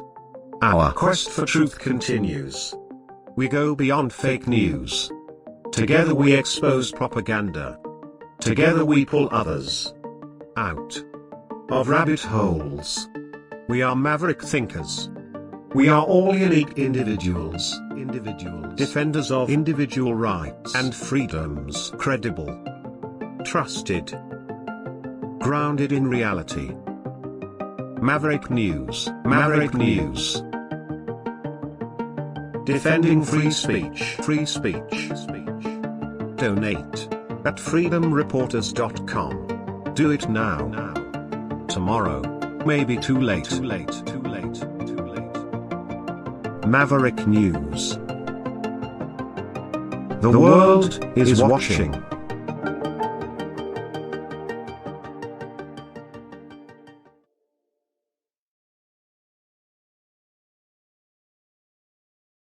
Brightleaf Innovations is excited to offer our newest investment opportunity.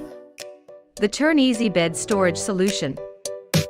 Turns with a touch, spins all the way around. Every little thing you need is easy to be found. No more clutter, no more mess on the floor.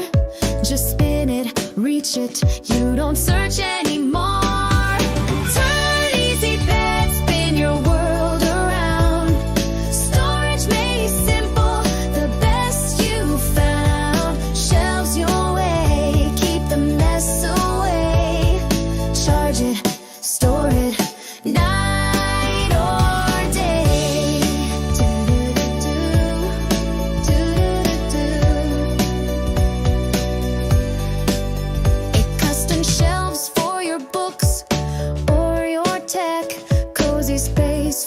Treasures to protect, built-in power when you need to recharge. Smart design that makes your bedroom feel large. Turn Easy Bed, spin your world around.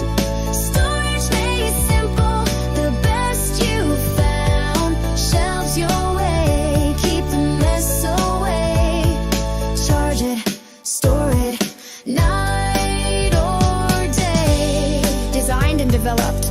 Brightleaf Innovations, proudly Canadian and patent pending in North America. Turn Easy Bed transforms how you live.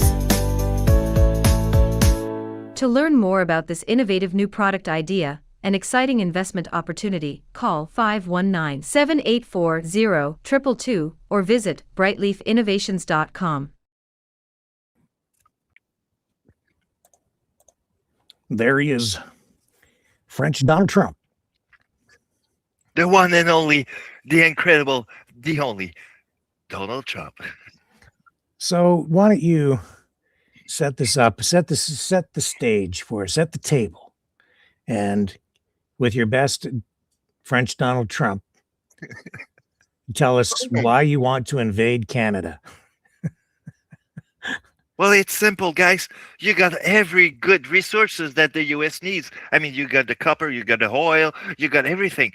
I mean, we need that it's for the interest of the U.S. That's it. Okay, so you're coming, are you? You're coming for us. We're knocking at the door right now. Okay, well, Donald, I was asked, the first thing I did over the last few days when I began this is I just typed a question into Google. And so Google's AI engine generated a response for me. I'm going to share it with you. It surprised me because, of course, the United States being the world's most powerful country, or so we are told, and a nuclear power, they dwarf Canada's military in virtually every way. However, let me show it to you over here. If I can find your tab, there we go.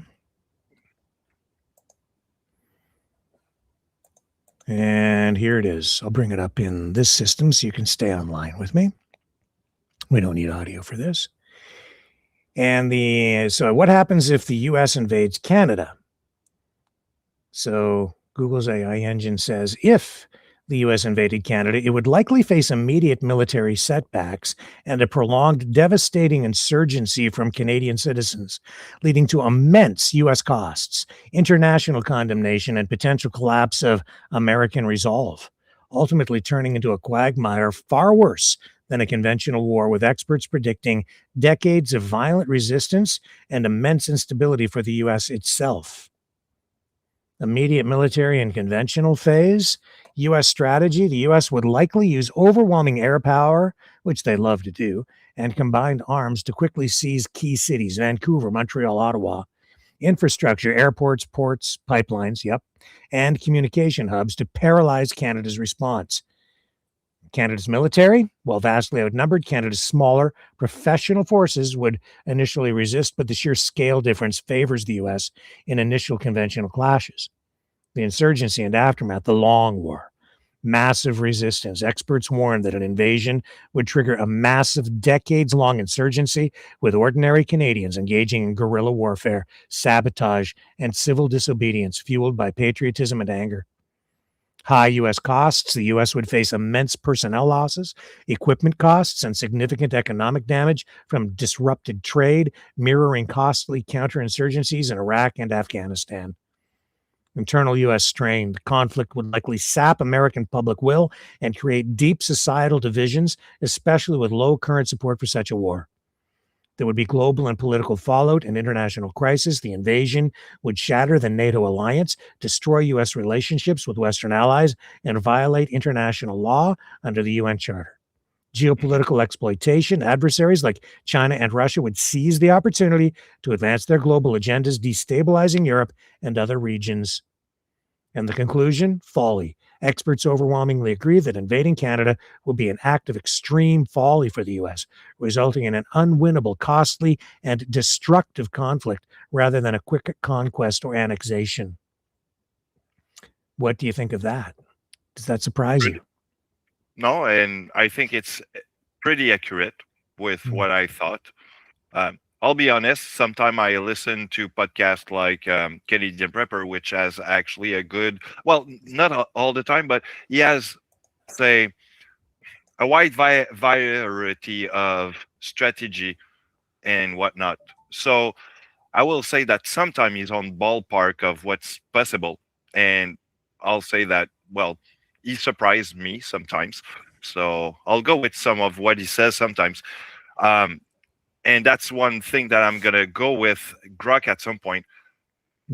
Are we into what I would call a pinch sort of a strategy? You know what a pinch strategy is you got one country on one side coming on the other side like this. So basically you're into a sandwich. So we are all already sandwiched by US on one side, and then you're gonna have Denmark or Greenland become US. What does that makes us? Basically between a quagmire or a sandwich between two US controlled country. So basically we are caved in by the troops coming in on both sides of the country.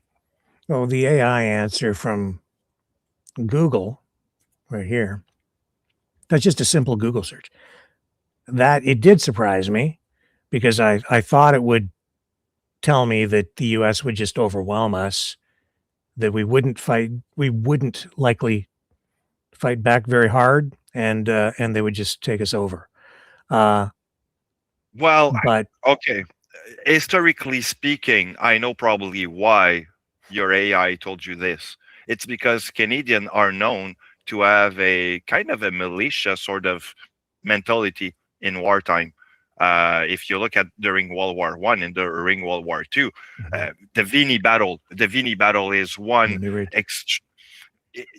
Vimy Ridge is one example of militia tactics that Canadian does use in wartime. So, when you're a smaller power and you're invaded, if you don't have the technology or the armor or the personnel, you use different tactics, and what you do is you make yourself very prickly like a porcupine, very unappetizing, kind of not worth it to come and try to eat it. Just the cost is too high because you're going to be picking, what do they call them? What do they call those things? Porcupine needles, whatever the word escapes me at the moment. The prickly things. Yeah. The prickly things, you're going to be pulling those out of your freaking mouth because then it's going to hurt too much to try and take a bite. So that's what the strategy is generally when you're dealing with much smaller powers and you get guerrilla warfare. That's what you end up with. And that's what Google is saying experts believe would happen. Quills. Thank you, Linda. Quills. I'm sorry, I just couldn't think of the word. Anyway, too many quills in your gums and your tongues. So you don't want to do that. No. And I have to say, we're at war now. Like Bannon, he's now an enemy of Canada. Like, make no mistake. Trump, he's an enemy of Canada. This country is at war because he's declared economic warfare on us. It's just that nobody wants to say it out loud because they don't want to trigger an actual military response. But it's underway. He's using economic warfare, tariffs. He's using tariffs as a weapon to try to get what he wants everywhere. It's not an economic tool. That's why people who think that there's some way to negotiate your way out of this, no, he doesn't care about a negotiated settlement. He's got his eye on a different prize, and that's the whole enchilada, baby. He doesn't care about a USMCA deal. It doesn't matter. That's true. The reason it doesn't matter is because he thinks he's just going to take everything. And there's nothing that can stop him except his own morality and his own mind, which means nothing. So he's coming. It's very close to, I would say, psychological terrorism. Sorry to say the word, but it sounds like that to a certain degree. So, and that's just my perception. So don't take my quote on it. So I was just scrolling through YouTube to see what other people have come up with when they've researched this. And there are a lot of people have produced videos about this stuff. So I thought we'd just do a little scroll. And again, I'm going to have to take you off screen to show people what we have here on YouTube. Okay. So Here goes Dragon off screen. He can still hear me, and we'll do this. Okay. You can see that. So the first video is, could the USA invade Canada? A military expert's analysis. Invading Canada would be a terrible mistake, according to Military Rated. Let's just play a little of this, okay? We'll see what it says. If you want to have a job in the next 5 years, these are the AI rules you need to know. There we go. As pushed north, could NATO actually defend Canada? And how would such a scenario likely play out? I'm Tuomas, a former officer in the Finnish Defense Forces, and this is part 2 of October's community-voted deep dive, after we covered Greenland last week. We'll start with the order of battle: air power, naval power, ground forces, kit and readiness. Then follow the money and the realities of attempting to occupy an armed-to-the-teeth hunting nation with vast expanses of nearly untouched wilderness, as well as a border which is quite honestly one of the easiest in the world to get small sabotage teams across. As in our Greenland video, I just want to reiterate that I don't particularly see this happening, not because I don't think the current administration wants to, but down to the fact that the US population likely wouldn't allow it, and America's bases and standing worldwide, both financially and militarily, would collapse. But that doesn't mean that we can't theorize and follow the wishes of our community, so here we go. As always, to flesh out a better understanding of a potential conflict, we start with the numbers because they matter.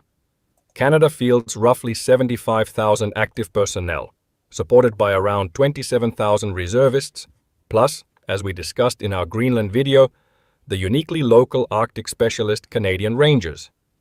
About 5,600 volunteers who are the permanent eyes and ears of the far north. That gives Canada a compact, professional force with deep territorial knowledge and an institutional focus on homeland defense. As the defender, Canada would likely see a massive surge in enlistment if the US were to attack, meaning that within a few months, their figures would likely double, not only with army personnel, but also with local communities taking up arms against an invasion. By contrast, the United States fields about 1.3 million active duty troops, plus a massive reserve and National Guard. The manpower gap is huge. On paper, that lets the US generate overwhelming force fast. In practice, geography, domestic politics in democratic states, and economics blunt that edge. A large slice of US strength is overseas. Roughly 206,000 personnel are stationed abroad, mostly in Japan, Germany, South Korea, Italy, and the UK. Canada, for its part, has around 3,000 deployed, mainly in the Baltics with NATO's forward presence. For Canada's generals and its Commonwealth and NATO partners, a key warning sign would likely be American forces stationed abroad, starting to regroup at home, because they're often the tip of the spear for any American operation. In equipment, the gap in scale is as big, if not larger. Canada fields roughly 80 Leopard 2 tanks, a towed artillery arm built around about 33 777 howitzers, with a further 100 or so older 105mm howitzers in reserve. Canada is also currently in the midst of a program to add some 80 to 90 self-propelled guns from European suppliers, and operates a wheeled armor fleet centered on the Canadian-built LAV family, about 550 upgraded LAV-3 and LAV-6 vehicles, plus roughly 360 armored combat support vehicles, putting the LAV-based fleet close to 900 vehicles. On top of this, Canada also operates some 1,000 plus lighter armored vehicles, articulated vehicles and MRAPs. The United States, by contrast, fields far larger formations, roughly 1,400 Abrams tanks in its armored brigade combat teams, around 670 M109 self-propelled guns, and a towed M777 fleet measured in the high hundreds. When we add on the 400 or so HIMARS launchers, we end up at a total of well over 2,000 artillery pieces in the U.S. Armory.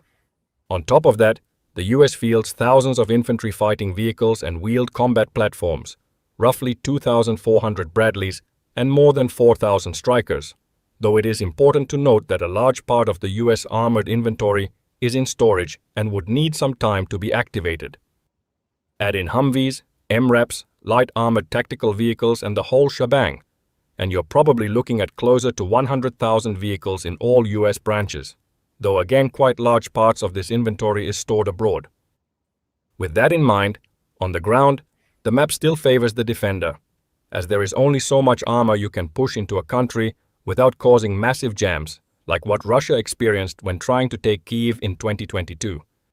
Canada's forces are optimized for its own territory: mechanized infantry, mobile LAV brigades, and a compact tank force trained for sniping on its home turf in the forest and Arctic approaches, while US brigades bring mass, logistics, and long-range fires that the Canadian Army can't hope to match one-on-one. In a set-piece fair-weather clash with intact logistics and clear skies, that American mass massively favors the attacker. But Canada, with its huge country, doesn't have to give the US that fight. They can do as Ukraine, trade space for time, bleed supply lines with terrain using cheap FPV drones, make the US clear cities and take outsized casualties in the process, and turn every advance into a potential supply trap. That is the defensive logic. Any initial defense would try to blunt American advances with a few armored formations, holding choke points and demolishing crossings like the Ambassador Bridge and hundreds of other roads that connect the two countries over rivers and lakes, while much of the Canadian Army withdraws into terrain that is cheaper to defend and far harder for an occupier to sustain. Hey, would you like your very own Shopify? No, I don't want a Shopify store. Thanks.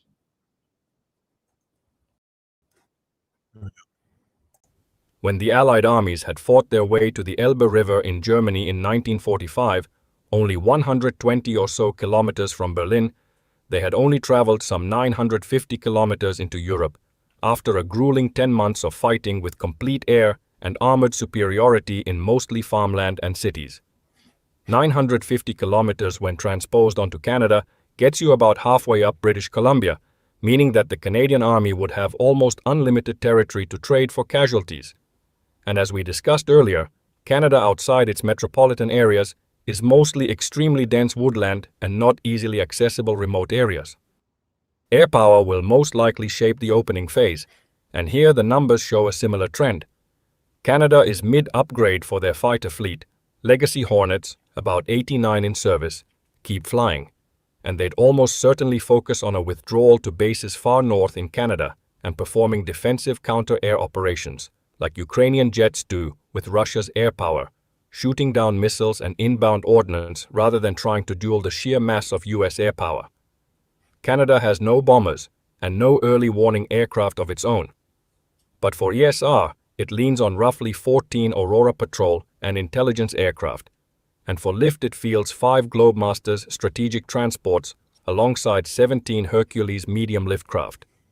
By contrast, the United States brings scale at every tier. The US Air Force fighter force alone is on the order of around 2,000 aircraft across its fleets. The US Navy adds roughly 450 more, and the US Marine Corps is on track for around 200 F-35s delivered by the end of this year, pushing the total US fighter inventory well above 2,600 across the 3 services. The bomber arm includes about 120 active aircraft. For airborne warning, the US Air Force keeps around 15 E-3 Sentry, while the Navy supplies the carrier-borne E-2D Hawkeye squadrons, which numbers 78 in total. And the airlift wings of the American Armed Forces are unmatched, around 500 heavy and medium airlift assets across the force, backed by a huge tanker fleet, giving Washington the ability to seize airfields and ports quickly and move forces at continental scale. That air dominance is the reason the US Armed Forces could potentially seize airfields and ports fast. It is also the reason why the first 48 to 72 hours of any North American campaign would look brutal and one-sided. If you're Canadian, you're probably thinking, well, Thomas, this all looks rather useless. But in a bit I'll get to why a potential conflict would probably not be the kind of brutal onslaught that Pete Hegseth dreams of at night. Maritime geography only makes an occupier's job harder, and the numbers underline why. The US Navy is massive by tonnage. Reputable trackers put US fleet displacement at roughly 4 million tons of warship tonnage. By contrast, the Royal Canadian Navy's entire active fleet amounts to only a few 100,000 tons at most, using class displacements for Halifax-class frigates, Victoria-class submarines, Harry de Wolf patrol ships, Kingston coastal vessels, and the new Protecteur Auxiliary. The RCN's total fleet displacement is on the order of 130,000 tons. Though, as we've seen in Ukraine, attacking a large nation with a massive inland territory with such assets is an entirely different proposition. Canada's small but nimble navy can easily hide inside the countless fjords and inlets of the Canadian coast and strike when needed. It's not going to try to hunt US ships on the open oceans, but we have to remember that only a few missiles, or in Ukraine's case, drone boats and old Soviet Neptune missiles, can sink entire capital ships. The Royal Canadian Navy has a mix of vessels with capable harpoon missiles and torpedoes, which could quickly duck out of a fjord and fire at American assets, meaning that in reality, the US Navy would likely need to wait for its air assets to try to hunt down the smaller Canadian fleet before moving close to Canadian territory. Now, let's return to the actual question. Should Canada just give up in such a scenario? The simple answer is no. After a few weeks of American shock and awe, with a chunk of Canadian cities and southern lands in US hands, the most difficult phase for the US would begin. On the ground, we can't understate Canada's rural gun culture. Licensed firearms ownership runs in the millions. Hunting rifles, shotguns, and a significant number of semi-automatic platforms are common across rural provinces and the territories. Hunters, trappers, indigenous communities, and remote towns all bring local knowledge, mobility assets like snowmobiles and ATVs, and a cultural familiarity with living off the land. You have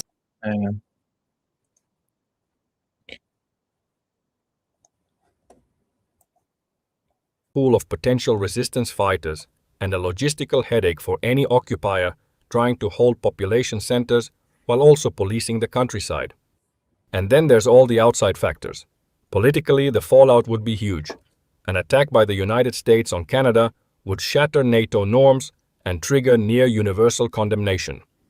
Allies in NATO and the Commonwealth would be put to a binary choice: join the aggressor, oppose them, or fracture the alliance. The diplomatic, economic, and legal consequences would be immediate: freezing financial access, calling in on US foreign debt, which is a large part of the current $40 trillion of deficit, expelling US interests from foreign markets and bases, and quitting the US dollar as the world reserve currency. Quickly summarized, the soft power cost to the US as a superpower would be incalculable. That cascade of diplomatic fallout is a major deterrent in itself. For all the overwhelming hardware and the so-called war plans supposedly dreamed up by Pete Hegseth and his makeup team, the biggest obstacle to invading Canada sits inside the United States, its own public. Polls on the 51st state idea are brutally clear. Roughly half of Americans are outright against merging with Canada. Another big chunk say they would only even consider it if Canadians themselves begged for it. Well over 9 in 10 give either no support or only very conditional support to the idea. There is no popular mandate for a war of annexation against a friendly democracy. Then add the geography of US politics. 13 American states share a border with Canada.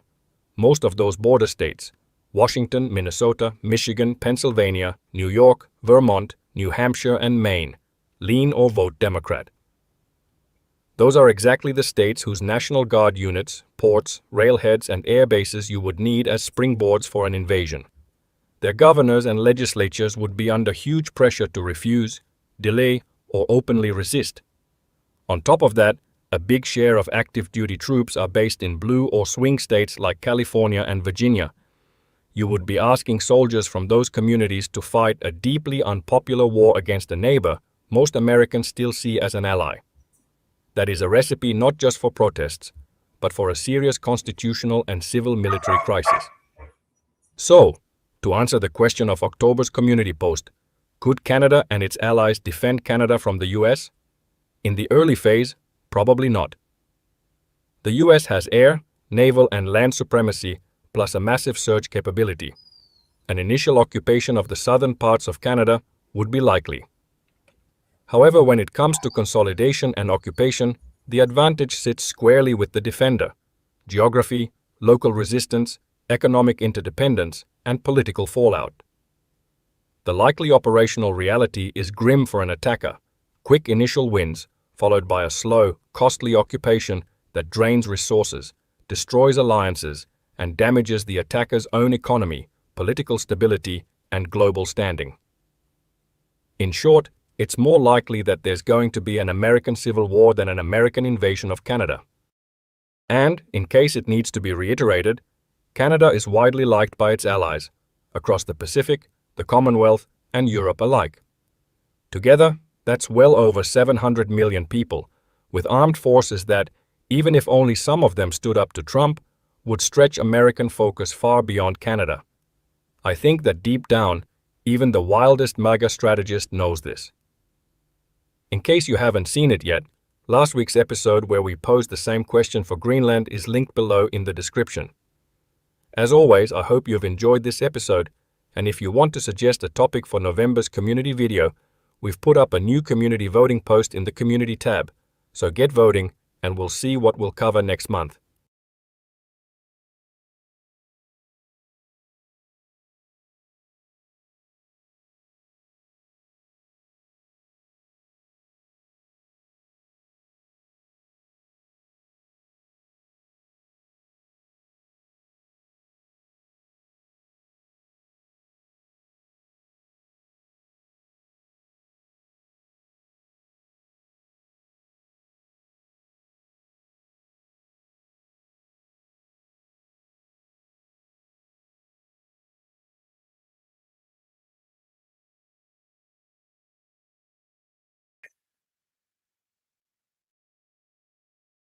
Yeah, I'm not sure anymore. It's too cold down there. I think your mic is cut off. Some people. Sorry, yeah. So, just that was military rated as the channel. Cosmo was barking. That's why I muted the mic. And I think everybody can hear me now. So I muted it because of the enthusiastic hound of the Baskerville. And we have French Donald Trump back, and that is my question. French Donald Trump, are you sure after watching that you still want to invade Canuckistan to get rid of all of us Canuckistanian commies? Well, we're gonna have to. Well, it's too cold down there. We're probably gonna have to, I don't know, get rid of the cold and, I don't know, make war with weathers. So because we want some hot sun around here, and I mean, I want a Canadian Florida probably. Yeah, get the chemtrail jets up there to control the weather and bring a little of that Florida sunshine to Canuckistan in January. I hope you do it soon because there's a big storm brewing here in Ontario, a huge one actually. We got the technology. Here. We got the technology also. I mean, look, DARPA, HARPA, whatever you want to call Pa, that's what it is, Pa. Yeah. I just know that I've already had to clear the driveway a couple of times this week. If that doesn't tell you that we're already a prickly porcupine that you don't want to invade, tonight's weather and tomorrow's accumulation of snow should also tell you that we are very icy porcupine that you don't want to invade because the climate is at times not very hospitable, and we're pretty far south here. And the moose. And the Don't moose. forget the moose. Yeah, you never know when you're going to be attacked by a moose. Stay away. Stay on your side of the boat. You don't want to mess with the moose up here. The mooses. Okay, so let's fire up AI and see what we get out of AI. Mine is all fire up. There are a bunch of videos online. You can go watch these scenarios, and I have been surprised to see that the general consensus is that if the U.S. invades Canada, they're going to find a very prickly, icy porcupine that will resist. Because I guess Canadians, when it comes right down to it, are going to be more patriotic than the Americanos anticipate. So, okay, I'm going to bring up Twitter over here. We use Grok. I got Grok too. You got Grok? Do you want me? Can you want me to why use don't you something use else? the you have another one, don't you? Don't you use Google? Many others. Yeah, use one of the other ones. We'll compare. We'll ask them both the same questions. And holy shit. I'm talking about look at this, man. I'm just going to show you a video here. Is there audio with this? This is crazy shit. Oh my God. Yeah, I have to run it here. Again, I have to take it off screen to show you this. This just popped up. This is in Minnesota. And this is just in a neighborhood, okay? I don't have this going on here in my town. Oh, okay. Yeah. You live in the neighborhood? Yep, this is my block, this is my area. I don't go into other people's neighborhoods and try and intimidate them. I protect my people. Are you giving out your name? No, I'm okay with that. Our neighborhood's showing up. You guys had a lot of people out here, right? At least 30 or more. Yeah. 40 or 50. That's pretty good for a quick turnout. Oh, okay. I don't like that. I do not like that. I don't care if you like guns. I don't like it. That's gonna result in somebody getting really seriously hurt. And talking about a prickly, icy porcupine, I'm a city slicker, Dragon. But being a true Canuckstanian, I was talking to my dad about this actually before we get into Grok. Just near here, there's a fish and game club. When I was a kid, my dad was the president of the Fish and Game Club. I talked about him chopping the ducks off over there just to give people a little dose of actual reality.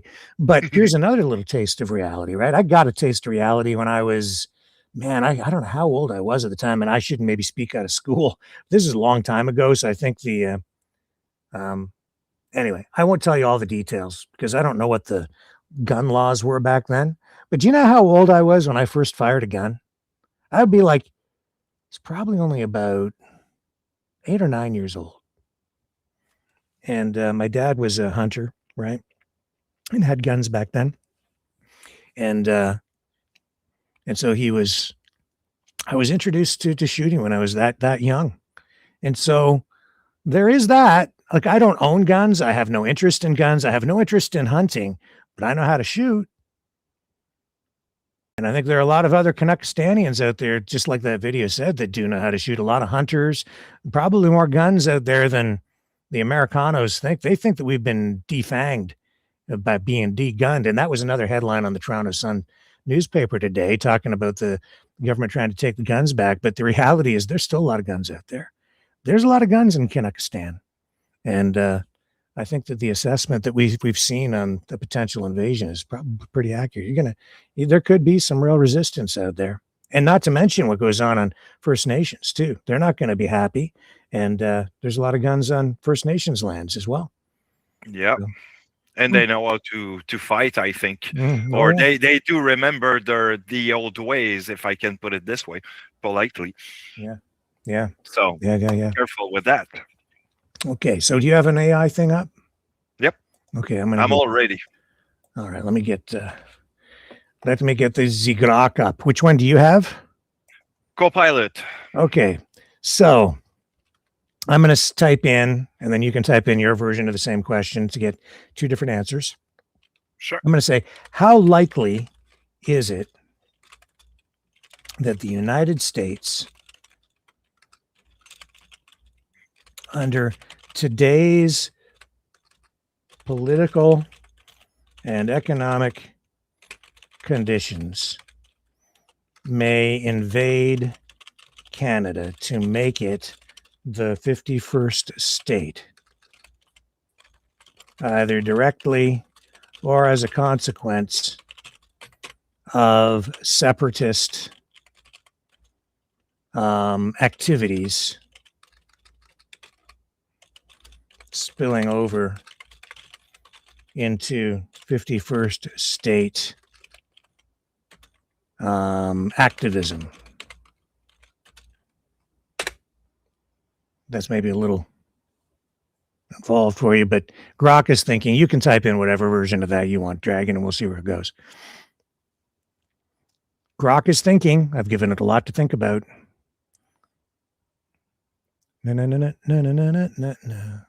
Okay, so you got an answer?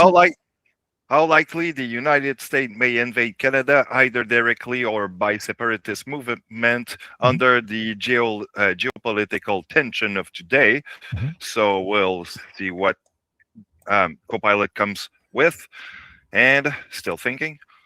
Short answer, extraordinarily unlikely, to the point that the expert described it as a political, irrational military, self-defeating, or economically catastrophic, and diplomatically impossible.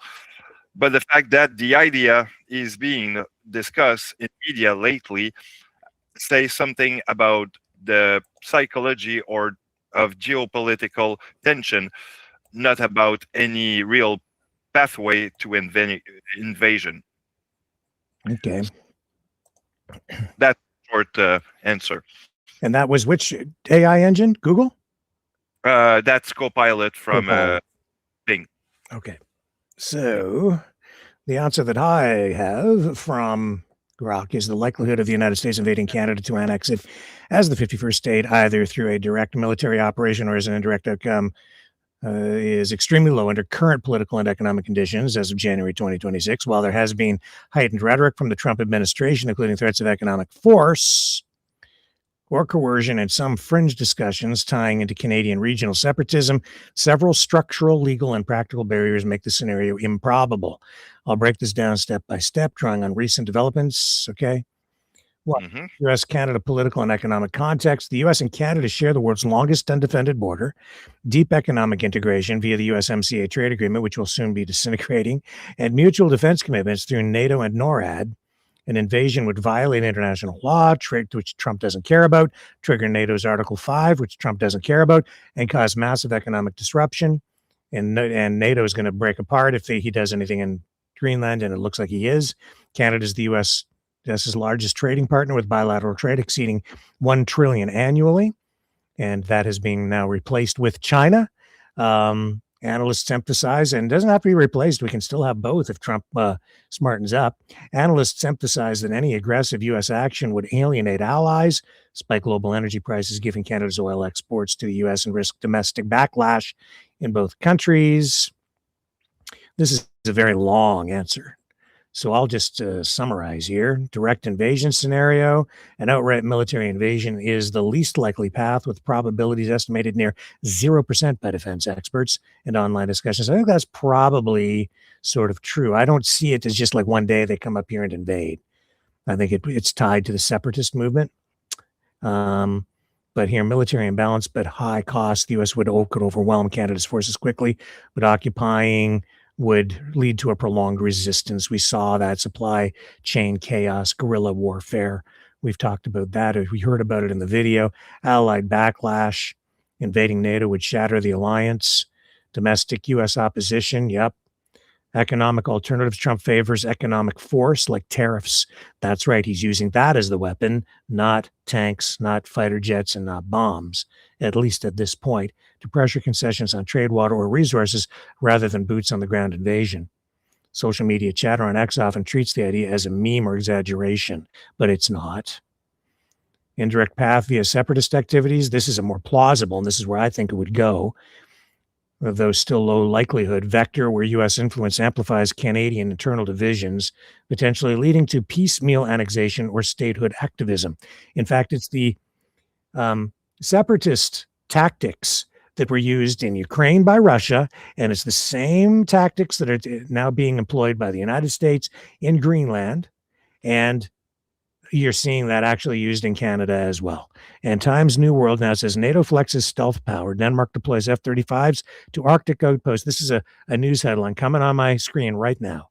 Mm-hmm. So sorry, Grok, but the world and the news tonight suggests the risk of all of this is maybe more pronounced than you think. Key separatist movements. Alberta, support for independence has grown to 30 to 45% in polls, especially among younger voters, driven by federal energy policies and Trump effect fears, which I think our guest the other night, who was donating that crazy, weird, shadowy money, whatever that was, is trying to amplify through his appearances on this program. saying, all you boomers, it's your fault that the Gen Zers have nothing. A petition drive is underway. We know what's going on with the Alberta separatist movement. And there you are. This is why you're here, Dragon, because you are our Quebec connection. And it says Quebec, the Parti Québécois, is poised to win the 2026 provincial election and hold a sovereignty referendum. We advocate direct ties with the U.S., but reject annexation, focusing on Quebec nationalism. I don't think, and this is my view from someone in Ontario, I don't think Quebec is the path to Canada becoming the 51st state or a U.S. invasion of any kind, or even Quebec becoming a 51st state. That is not what Trump is focused on. I don't think he cares because all you guys speak French up there. What do you think? Yeah, I think it's not in the ballpark yet, okay, if you look at, because I think there were some voting not so long ago, or a poll that been conducted, and people basically are like less likely to go to vote for a referendum and vote for a yes. So, that's unlikely on this part. So, yeah, I don't think we're soon to become like a 51st state. Yeah. Overall likelihood of mitigating factors, quantitative estimate based on polls, markets, and analyses. I'd assess, this is Grok saying, I'd assess less than 1% for direct invasion and 5 to 10% for indirect annexation via separatism by 2030, not just 2026. Trump's term ends in 2029, limiting windows for escalation. What could change this? If U.S.-China tensions spike, and that could involve what's going on with Canada, the trade deal. Canada could be seen as a security liability, indeed. Prompting coercion, indeed. Conversely, diplomatic wins like Canada boosting defense spending to 2% GDP could de-escalate. Strange, isn't that? Isn't it strange that if we spend more on defense, well, maybe it's not so strange. And the U.S. backs off a bit. Recommendations for Canada, proactive steps, including strengthening unity, addressing Western alienation, diversifying trade, and countering disinformation. Oh, well, how do you do that? Well, that might involve a little bit of control over the internet, which, of course, people freak out about because nobody wants censorship, unless it's censorship applied, to the other guy. Yeah. But if you're pro 51st state or you're just a pro MAGA person, you're going to buy into the rhetoric coming out of the United States right now saying, oh, you're a bunch of communist bastards if you try to control anything on the internet. But that is what you have to do to some degree if you want to counter propaganda from a foreign adversary. I will be pro free speech if you say what I say. Well, yeah. So there's Grok on that point. Now, let's just take it to the next level because, here's what I'm going to show you something. Sure. Let me take this. Stop sharing that. See if I can find this for you.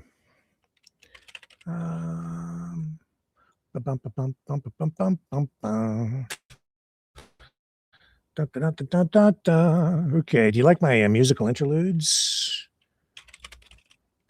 It's funny. Actually, I did ask the same question to Jiminy real quick, and it's unlikely that we'll be military invade, according to Jiminy. But economic coercion and Arctic cooperation might be the way that it's going to be basically conduct. Makes sense? Can make sense. I'm going to take a little break, and we're going to come back on this. I'm looking for a clip that I think is very relevant to this. I hope I can find it because it sort of shows why my headspace is where it's at. Oh, you want to invest? You want to get in my headspace? No, you don't. It's crazy in there. Be right back.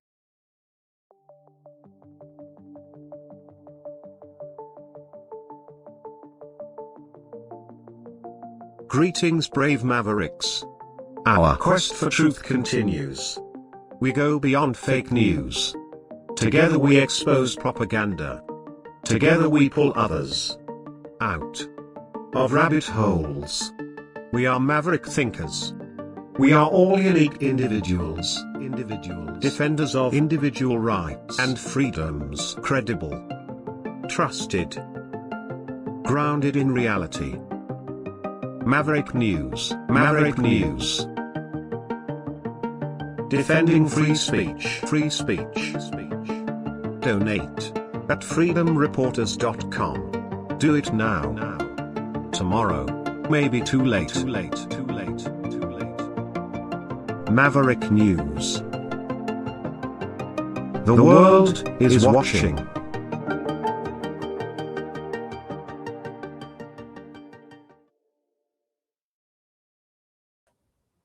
I'm still searching, so just give me a minute more.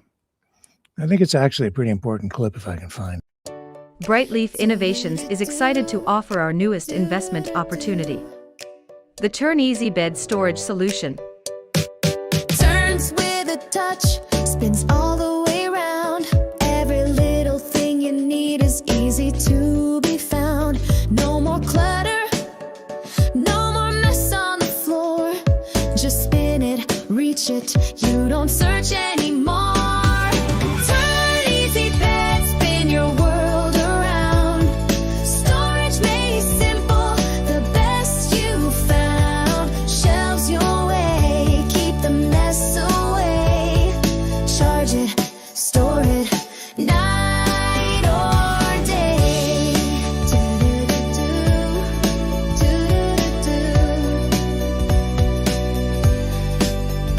Custom shelves for your books or your tech. Cozy space for your treasures to protect. Built-in power when you need to recharge. Smart design that makes your bedroom feel large. Turn easy bed, spin your world around. Storage made simple, the best you found. Shelves your way, keep the mess away. Charge it, store it, night or day. Designed and developed by Brightleaf Innovations, proudly Canadian and patent pending in North America. Turn Easy Bed transforms how you live. To learn more about this innovative new product idea and exciting investment opportunity, call 519-784-0222 or visit brightleafinnovations.com. Okay. I found the clip. I have to take you off screen again. Share this, okay? All right, see, hopefully you can hear this. This is a separatist, two separatists sitting in a tree. Anyway, they the statement made here I find alarming because they say that, see, if Alberta wants to separate, there's a path that can be followed in the Constitution, because Canada's a very free country that way, and you are legally allowed to pursue that. But it's not as simple as just having one vote or one referendum. You have to go through a bunch of steps, and there's the Clarity Act that kicks in if this upcoming referendum is deemed to be somewhat successful. And there are a lot of technical things that they have to go through, because it's not as simple as just one province deciding that they're going to just leave. All right, the requirements are quite high in the Constitution, because there's so much at stake. It's not just like have a vote, get 50% plus one person, and then it's a done deal, because everything in Canada is integrated. You have, provinces and relationships, and everybody shares in it. And even in Alberta itself, you need a much higher threshold than just 50% plus one. I won't get into all the technical nitty gritty, okay? But every country is like that. In the United States, there's basically no path to independence for legally for a state. They just don't allow it, because that would be deemed to be treasonous. All right. Yeah. But here we allow it because we're pretty darn free, and they're even allowing these separatists to go down into the United States and meet with the U.S. State Department, which I don't agree with. I think that is not right, but it's legal at this point until they actually kind of rise up and become violent in some way, or other things can have to happen before that's deemed to be illegal. All right. Even this money, like that the money, the slush fund, the $500 million. That's something that's being, I think, legitimately questioned, and it, I think, could undermine. Well, it does undermine the integrity and the legality of even the upcoming referendum, because it's inserting foreign influence, and you're getting foreign influence up here. That, as far as I'm concerned, delegitimizes the result of whatever referendum they're getting, and the information warfare being brought to bear on this as well is skewing reality, and people are being sold ideas that I don't think are accurate. I'll come right out and say lies. Anyway, exactly. Your views may vary, okay, but Albertans, this is what. Go ahead, Dragon. Yeah. Because you opened a great point when you said about the Clarity Act, because a lot of people on the chat last few days, I was looking at what people were speaking about referendum, and all the people were like, well, we just need like a 50+1 vote. No, that doesn't work that way. The Clarity Act that was stated in 95, if my memory is correct, makes us that we need more than about 59% for having a clear majority of people voting for a certain decision before getting into it. And even there, you, like Rick said, there's a lot of hoops from that point where there's going to be many decision making before. Do we take those 60% as a majority, or is it good enough as a majority to say that, okay, we embark on that direction or not? Yeah. What am I about to play for you? This clip. I think talk like this is incredibly dangerous, because what you're about to hear is a comment from somebody who doesn't care about the rules. This person does not give a damn. They don't intend to follow the rules. All right. Hang on a second. Go ahead. You're on the air. Oh, I'm on the air, am I? Every time you call, and we're this time of night, you're on the air, baby. Well, I just want to know what exactly you're trying to pull there, Rick. What are you trying to pull there, Rudy? With all your bullshit. Well, how about yours? No, you got more bullshit than I do. No, you got more. You got way more bullshit. You're the king of bullshit. I speak the truth, Rick. That's the difference between you and me. Right. Okay, sure. Why are you calling me? Are you asking me to do an expose on you? I didn't ask for you to do an expose on me. Well, then that's what it's looking like there, Rick, because you're pulling out all kinds of bullshit about me. So I'm just popping the question to you. Do you want me to do an expose on you? Believe me. Do you want to do an expose on me, Rudy?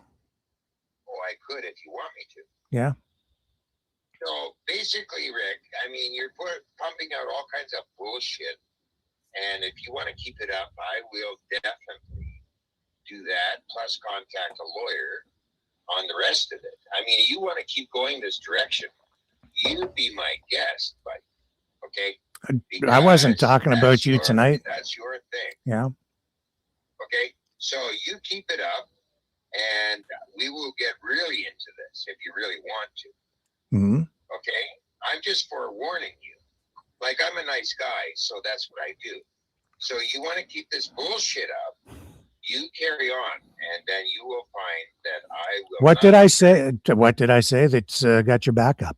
I haven't looked into it yet, Rick. Okay, I'm just forewarning you. Yeah. Okay, if you want to keep pumping out bullshit, you better have your bullshit backed up with some proof. Okay. Mm-hmm. Okay, because I'm not going to stand around and allow you to pump out all this bullshit. About what? Bullshit about what? Calling me about the bullshit you're putting out. What bullshit? Specifically, what are you talking about? You? If I'm going to look into your bullshit, okay, you're going to waste my time, okay? Mm-hmm. Like you did on the air, you tried to call me a bullshitter. You weren't there, okay? Mm-hmm. So you better. This is your favorite word. Careful water, okay? Because I will not hold back if you want to continue. You understand me? Is this a threat? No, do you understand me? It's a question. Do you understand me? Rudy, you're a very hard man to understand. Well, I'm just asking a simple question. Do you understand what I'm saying to you? Not really. You're threatening to what? To do an expose on me. If you want to continue with the bullshit, you carry on, and then we will take action on it. Who's we? Okay, who's we, Rudy? Now, you understand me now? Who's we, and who's going to take action on me? Don't worry about it, Rick. I'm just telling you, forewarning you, because I'm sick and tired of your bullshit. So end it now and drop it. And okay? What am I supposed? What specifically is it you would like me to drop, Rudy? I don't know. I haven't looked at your shit. I mean, I'm not going to waste. Well, if you don't know what it is that you want me to drop, how do you know it's bullshit? I don't want to waste my time with your shit. But if you want me to, you know what I mean? I'm just telling you to stop your bullshit. And if you don't, I'm going to take action. What? Okay, what specific? Like, you want me to stop talking about you or this crazy ostrich farm, or what? Stop your bullshit. Period.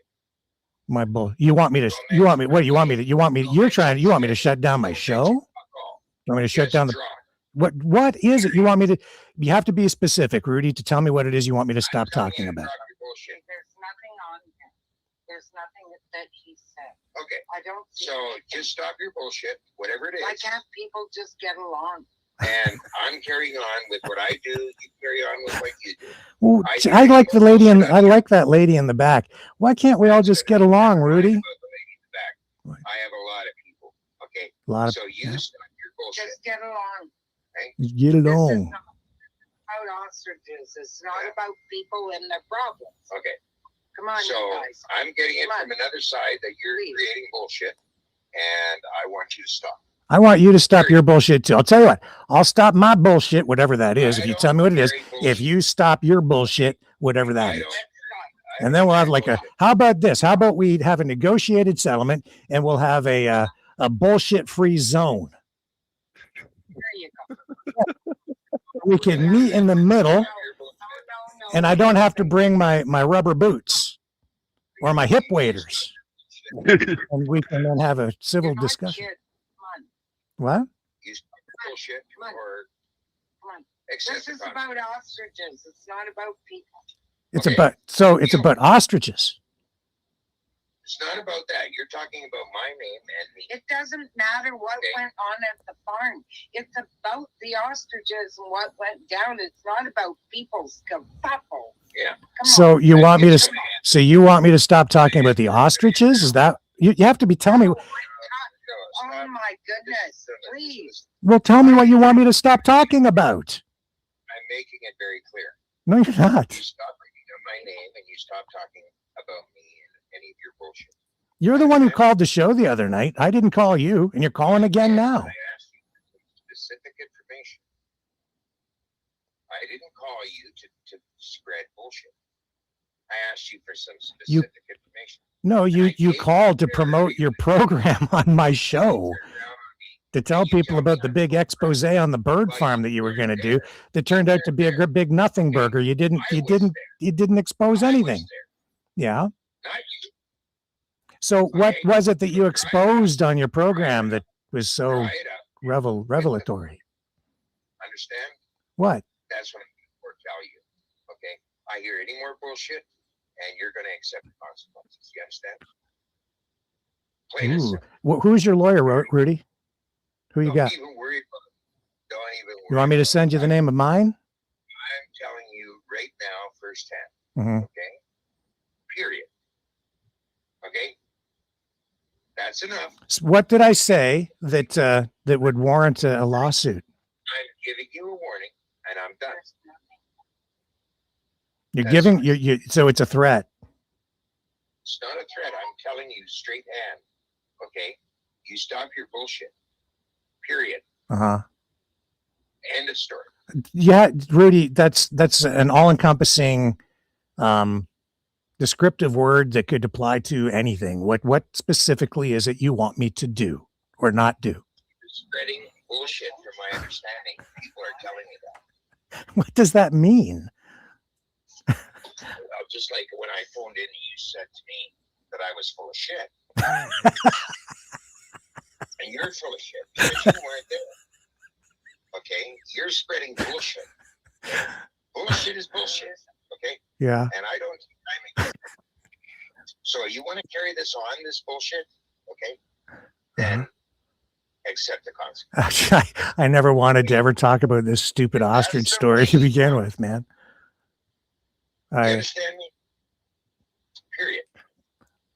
So I have to stop my bullshit, or you're gonna sue me? You stop your bullshit there. Stop my bullshit. You stop the This is about the CFI. It's not about people. Get on track about the corrupt government and the corrupt CFIA and all of that shit. I don't really give a fuck. But to me personally, you want to take a personal attack about me, then there you go. I'll tell you what, Rudy. I'm live on the air right now.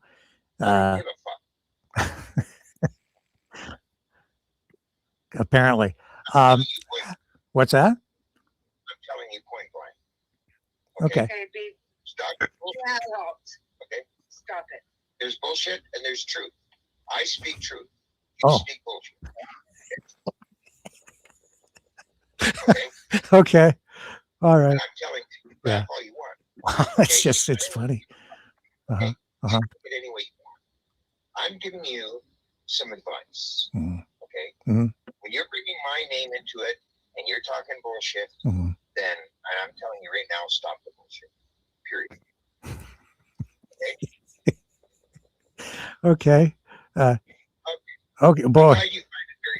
No, it is. It's funny the way you're saying it, and everybody here loves you, and they love the way you say that word. Actually, it's like nobody says that word better than you.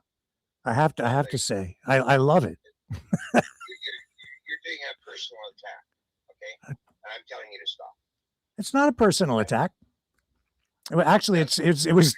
You don't understand that it was entirely done out of love. And I'm telling you to stop it because it's bullshit.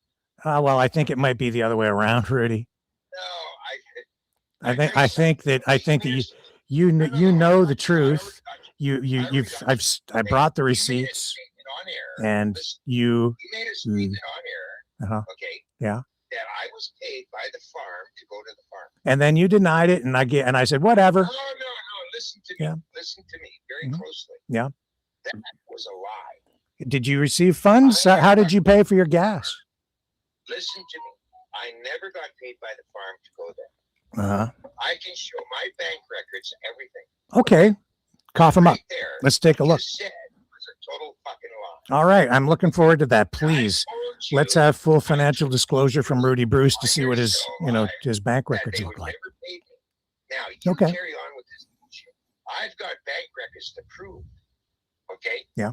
Now, if you want to persist on slandering me, okay, you're going to accept the consequence. You understand me? I'm not fucking with you. Okay? I'm making it very clear. Okay? If you want to slander me, then accept the consequences, buddy. Okay? Now, I'm asking you politely to stop your shit. Understand? You understand me? I'm not fucking taking this as a fucking joke. So you're still very much on side with the farm, I'm eh? telling you point blank. Yeah. To quit your fucking bullshit. Period. Oh, what happened to Rudy? I lost him. Hang on a second. I didn't get to say what I wanted to say to Rudy because I had something I would offer him. I'll get some coffee real quick. Okay. Be right back, guys. I have something I need to suggest to you. Okay, go ahead. Okay. I was going to suggest. I know you wanted to talk. But you want to carry on? You want to carry on? No, this little shit. I want to make an offer to you. I know that. Oh, you want to make an offer? I do. Yeah, I do. I don't accept that shit. No. I'm not a guy to be bought off. I'm not buying you. I'm gonna suggest something. All right, that you might. Suggest it. Okay, that's a little different than trying to buy me. I'm not trying. Fuck. I'm not trying to buy you. I can't afford you, Rudy. I couldn't afford you. I got my own financial problems here, man. I got bills to pay. I don't buy people. And I've never ever paid for a story. So here's the thing. I know you wanted to talk about Bill S-206, right? Pardon me? You said before when you called me a couple of weeks ago that you wanted to talk about Bill S206. S206, yeah. Yeah. So let's do that. Why don't you call in, or what you can join me tomorrow night. I've been wanting to talk to you about that because I know that's an important issue, and we had discussed it previously. So come on over and we'll have you can present your stuff on Bill S206 tomorrow, because I know that there are a number of people talking about it. What's that? I don't need you to present anything. You said you wanted to discuss it and do it. I have my own following. I have my own broadcast. I don't need you to present anything. I just thought you wanted to engage in discussion and discourse, and you were encouraging me to explore that issue too, because there's more going on than just the ostrich farm. You said you wanted to do it, so I'm like, let's do it tomorrow night. Because I've been going to call you and say, let's get together and do that. What's that? No, you fucked yourself. Okay, you on your show called me a liar and everything else. Okay, you can go fuck yourself. Okay, you don't call me a fucking liar. You don't embarrass me in front of the public like you did. Okay, now you can go fuck yourself. And if I hear any more bullshit out of your show, trust me, there's going to be consequences, and that's why I called you. Okay, because I'm tired of people calling me about you and your show, about me. I think people are calling you about me. I'm telling you point blank, okay? Any more bullshit out of you, okay, regarding me, okay, then you've got it coming, okay? You understand me? Interesting. But make it very clear. Okay. Well, I haven't slandered you, and I'd like. Okay, he hung up again. Oh, he's back. Oh my God. How was that? I don't know what to say except what a number. I'm going to scroll down and see what's going on in the chat.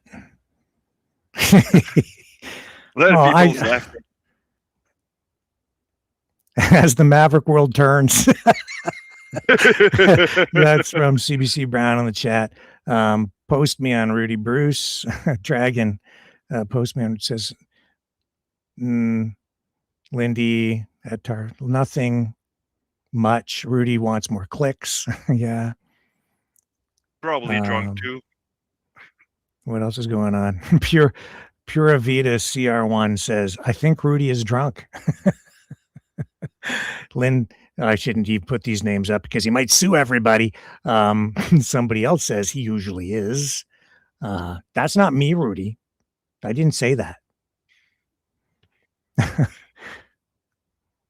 Although I have seen him take a sip or two on camera from time to time, which is apparently why I get kicked off the farm, or so he says. Rudy doesn't know much details about anything, just the talking points. He repeats, yeah. There's a bit of that. We were not talking about you. No, we weren't, but he's made the show about him. Somebody else says, what the hell is Rudy drinking tonight? Oh, my. That was one thing for sure, I don't want any of it. I'll let him have what a that. Weird show we have here. When just a strange cast of characters. Rick, it's a staple with me. It always get weird and whatnot. Yeah. Well, you know what? It goes with the guy. Yeah. Holy wow. What did he say about Rudy? Apparently, I just spread a lot of, you know what? He wouldn't really say what it was that I said that got him so upset. Except I touched a nerve, apparently. Let's go. Who's blinging me here? Last people to... Okay. Let me see what's coming in here. I know I'm not going to play guitar tonight, guys. Yeah. Yeah. Yeah, I think I know where it's coming from. Oh my God. Yeah, that's what it is. But you know what? Since we are on a wargaming kind of thing, why don't you ask Grok, how does Grok think the possibility of that pincher? Sure. Go ahead and ask Grok the question, see what we get. Oh, you want me to ask Grok? Yeah. Okay, let's go with Grok. And I'll even go with a vocal situation this time, just because. Hope you guys gonna hear it. Yeah. So, Grok, I'm with my Maverick friends, and we are live on TV and on everywhere on the web. So please be PG-13. But so let's put it this way: how would you agree with, or how would you think about Canada being invaded by the U.S. under a pincher, say, move once the U.S. get Greenland under its grip?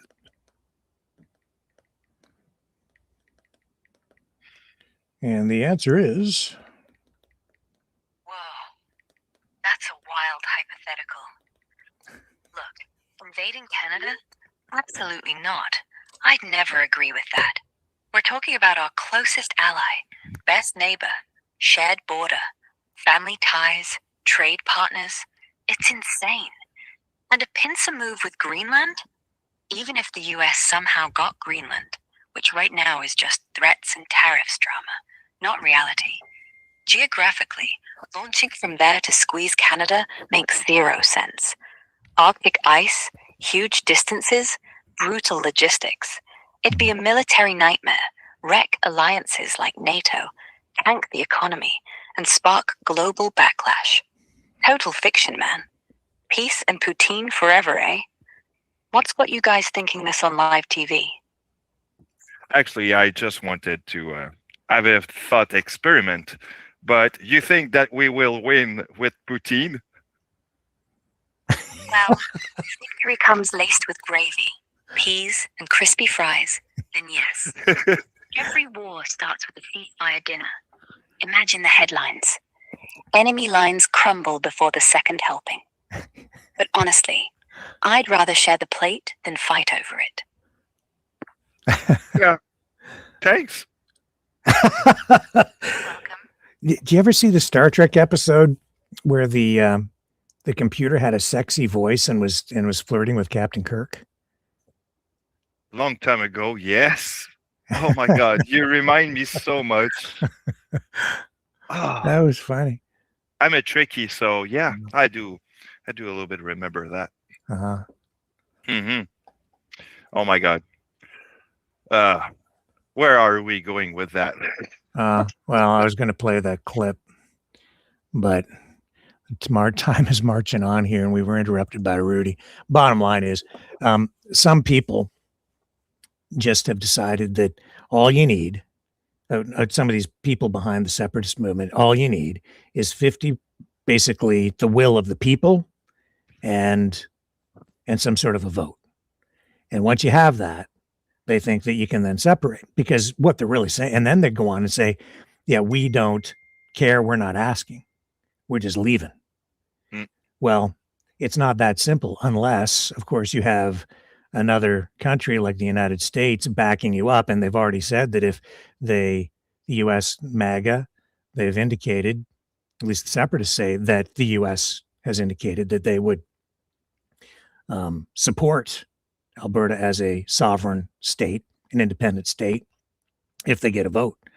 That's the danger right there. That could spark a civil war. That's why I'm so worried about that kind of talk, because that can lead to violence, because that doesn't follow the rules, you see. Because the scenario that I see unfolding, that I think some people would like to happen, which may or may not, but it's one possibility, is that vote happens, this first vote that comes up, and if they get 50, even 50% plus one person, they'll say, that's it, we're leaving. And the federal government will step in and say, no, that's just step one. You've got to, you've got these other steps through our Constitution that you have to abide by, because we have rules. And you can still continue on this path, but you have to follow the proper procedure. At which point, they'll go to the U.S. and they'll ask for U.S. intervention and support. And then things could get messy. Very, very messy. And there'll be an information campaign to convince people that the evil Canadian government, the communist dictator Mark Carney, is holding the province of Alberta hostage or something, and not honoring the vote. And the process, the pathway to independence is complicated. It isn't just one vote, but the general public won't understand that. And in the court of public opinion, as they ramp up the rhetoric through Fox News and the independent streamers and the other people that are on that side of the aisle, they'll ramp that right up and they'll say, we voted, we get to go. We voted, we get to go. It's simple. We have the will of the people. We voted. They have to honor the vote. Simple as that, but it isn't that simple. And then if you get the backing of the U.S. government, now you've got international recognition. Now that complicates things, and it puts a lot of pressure and tests not just the will of the Canadian government, but also the resilience of the Canadian Constitution itself. Well, that's what I was trying to say a long time ago about, cognitive dissonance and all that. Yeah. Everything that you ingest today that you will believe tomorrow that is false. Mm-hmm. Like, we just need 51% to vote to win the vote, and here we go. No, that doesn't work this way. And all the people that's gonna think this way is gonna be pissed off. Sorry for the word. When shit's gonna hit the fan, and they'll be, well, we did win the vote, but they don't separate anymore because federal government would say, no, it's not a majority. It doesn't work this way. Whatever. People will get angry, like you said, and I'm fearing that it might comes to a civil war or something like this. You'll see some violence somewhere. Yeah, the unfortunate thing is that we're actually talking about this tonight. And I never in my wildest dreams, even just a few years ago, would have thought that we'd ever be having a conversation like this. But here we are. That in itself should tell you that this is actually something that's quite real, because I would never even dream this stuff up. No, me either.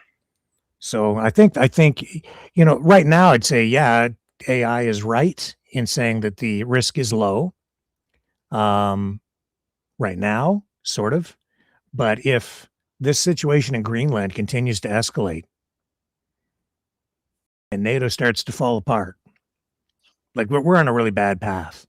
So what happens in Greenland, I think, will be the predictor for what is possible here in Canada. And I pray for peace tonight.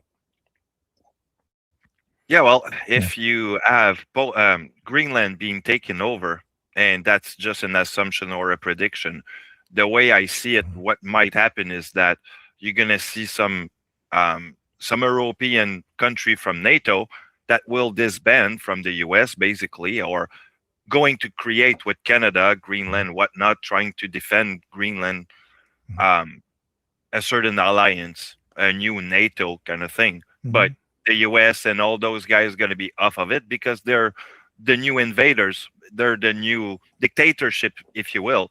So that's going to be probably the one way to see if that's going to happen. Or, I mean, is it a good prediction? I don't know. Mm-hmm. That's the logic path, I think, that might happen if Greenland takes being taken over by the US. What do you think? I just stand by what I said. I think that this is closer than people realize because Trump is obviously in a rush. Everything is in high gear. They're flooding the zone with everything they're doing. It scares the living daylights out of me, because I think it's going to potentially get out of hand and turn violent. You're seeing it in the streets in the United States right now. I think it is something that affects not just Canada. This is going to affect the United States. I think all those assessments are quite accurate in that way. And so I hope it doesn't come to that, man. Like, I can see all of this splitting the United States up as people fight over what's going on, not just in the United States, but in Canada, like another wedge issue. And you see, there's another thing I want to pull out, but you might probably be better on that one. If you look on X, and should I say the name? Oh, I'll say it. Mr. Sunshine Baby did post something yesterday or today. Basically, it's a picture of Canada, US, and you see the territory being in red, basically, and you see Alberta being part of the US and Minnesota, which is part of the line or the territory convergence, put back into Canadian. So basically, we'll trade Minnesota for Alberta, and we're good with that. One, it's hypocritical. Secondly, it's stupid as hell as an idea. So I'm sorry, but what's the logic behind that? I don't know, but you ain't gonna get better off with that. Right. You think that your country is gonna be better because Alberta is gonna be now US, and now you're gonna have a second amendment. You think that it's not gonna become what is going on in Minnesota or other state of the US and become chaos? I don't think so, my friend. It's gonna be worse. Well, hang on just a sec. One more thing. Just before we sign off.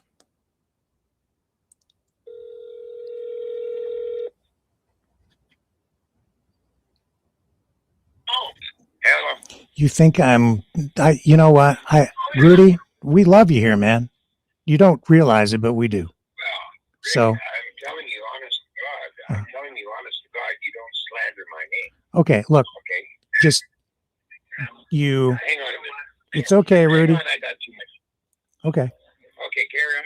Be nice, you're grown men. Okay, what are you saying? Yeah, I know. It just I'm a backstander. What? Couldn't hear her. Go ahead. Sorry, did you want us? I thought the lady wanted to say something, whoever that is in the background. I'm about the birds.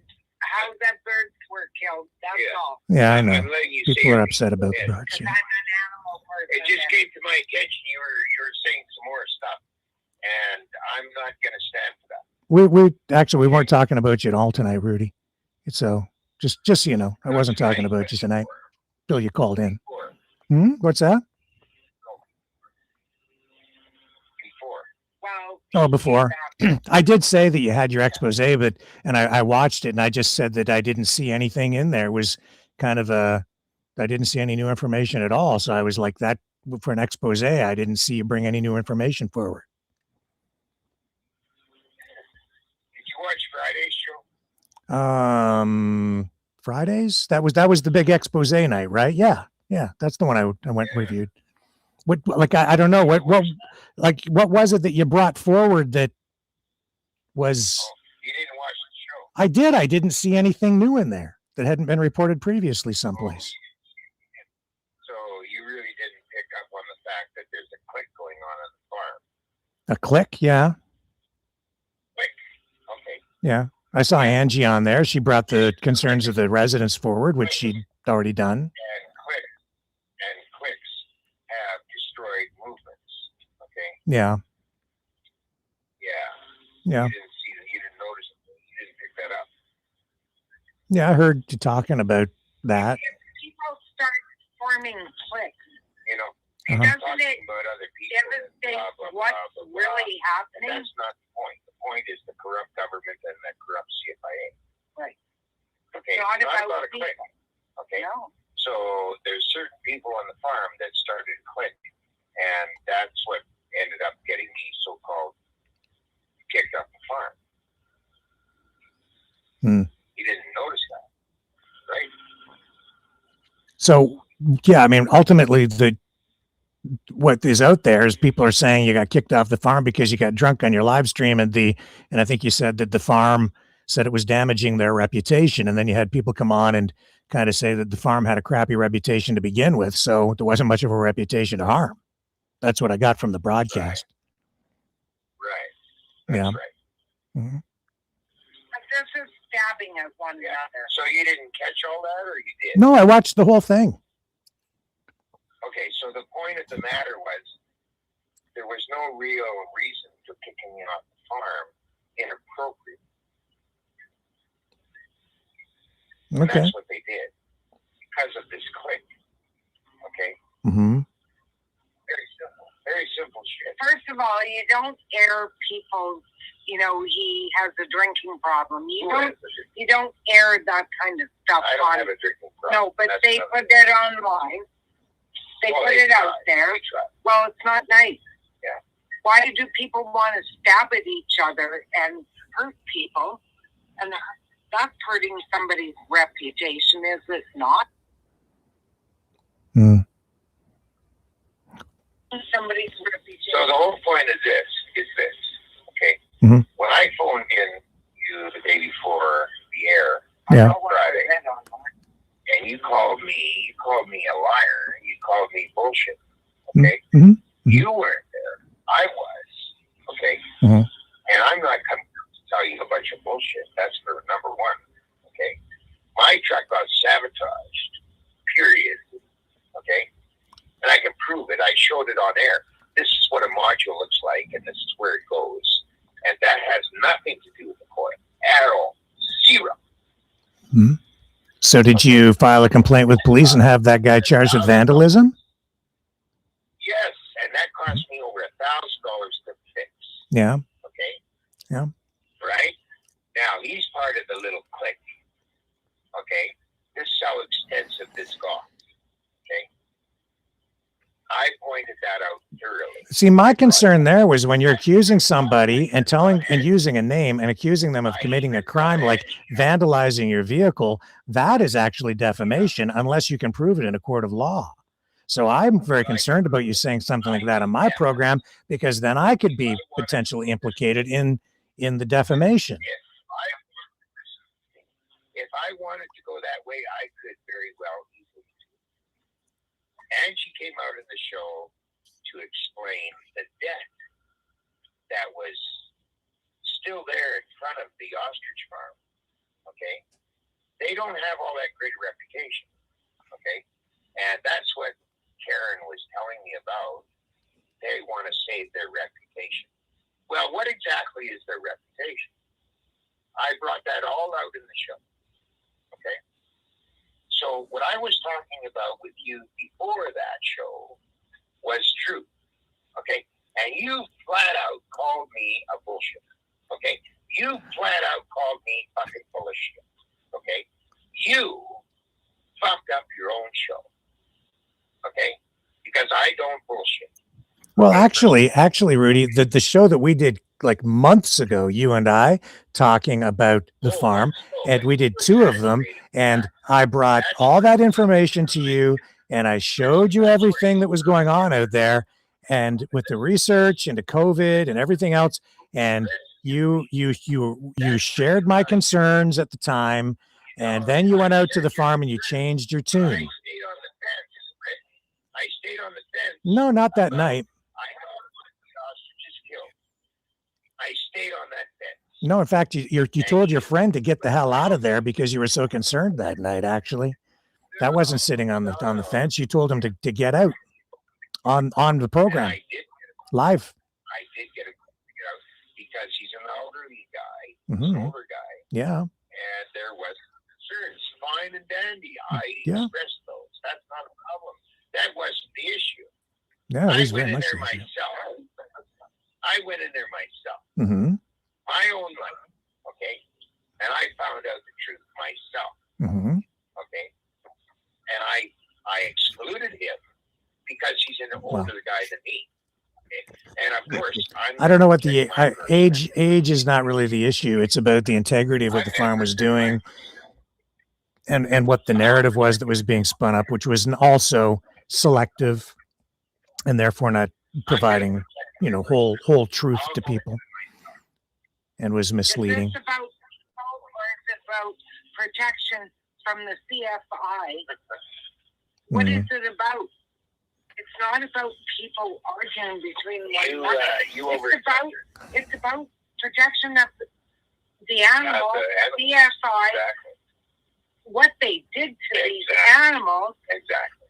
It's not about us arguing between one another. It's about the animals. That's true. And isn't that what we stand for? What Canada did and ignored the Supreme Court, the CSI? I don't think. No, see, that's not accurate. I could argue right there that you just lied, because there's no evidence to show that the CFIA violated any Supreme Court of Canada. If we went around shooting birds like they did, excuse me. Did you look into we went around shooting birds, we'd be in fucking jail. Did you look into Omar, the lawyer? See, that's not accurate information. No, did you look into Omar? Did I look into Omar? Yes. I don't really want to talk about Omar here right now. No, you don't want to talk about it. But I looked into Omar. Okay, what do you want to say about Omar? So you're sticking up for the CFI? Okay. No, I'm just trying to I'm about, getting to the truth. I'm not sticking up for either side.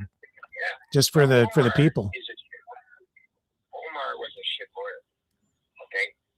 I talked to an experienced lawyer that had won a case against the CFIA, and she said, you can quote me, that case was botched. Okay. So what the fuck is going on here? Okay. That's the big question. Okay. So they wanted me off the farm because they want to protect their reputation. What's the reputation? Well, they owe a shitload of money to a bunch of creditors or debtors. Okay, creditors, debtors, however you want to look at it. What's exactly their reputation? Okay, if you followed the show I did on Friday, it explains that. Okay, so there's a lot of shit going on here. All right, granted. The point of the matter, okay, what the CFIA did was not acceptable. What the government's doing is not acceptable. And that is the primary target, nothing else. Well, okay. So where's your point?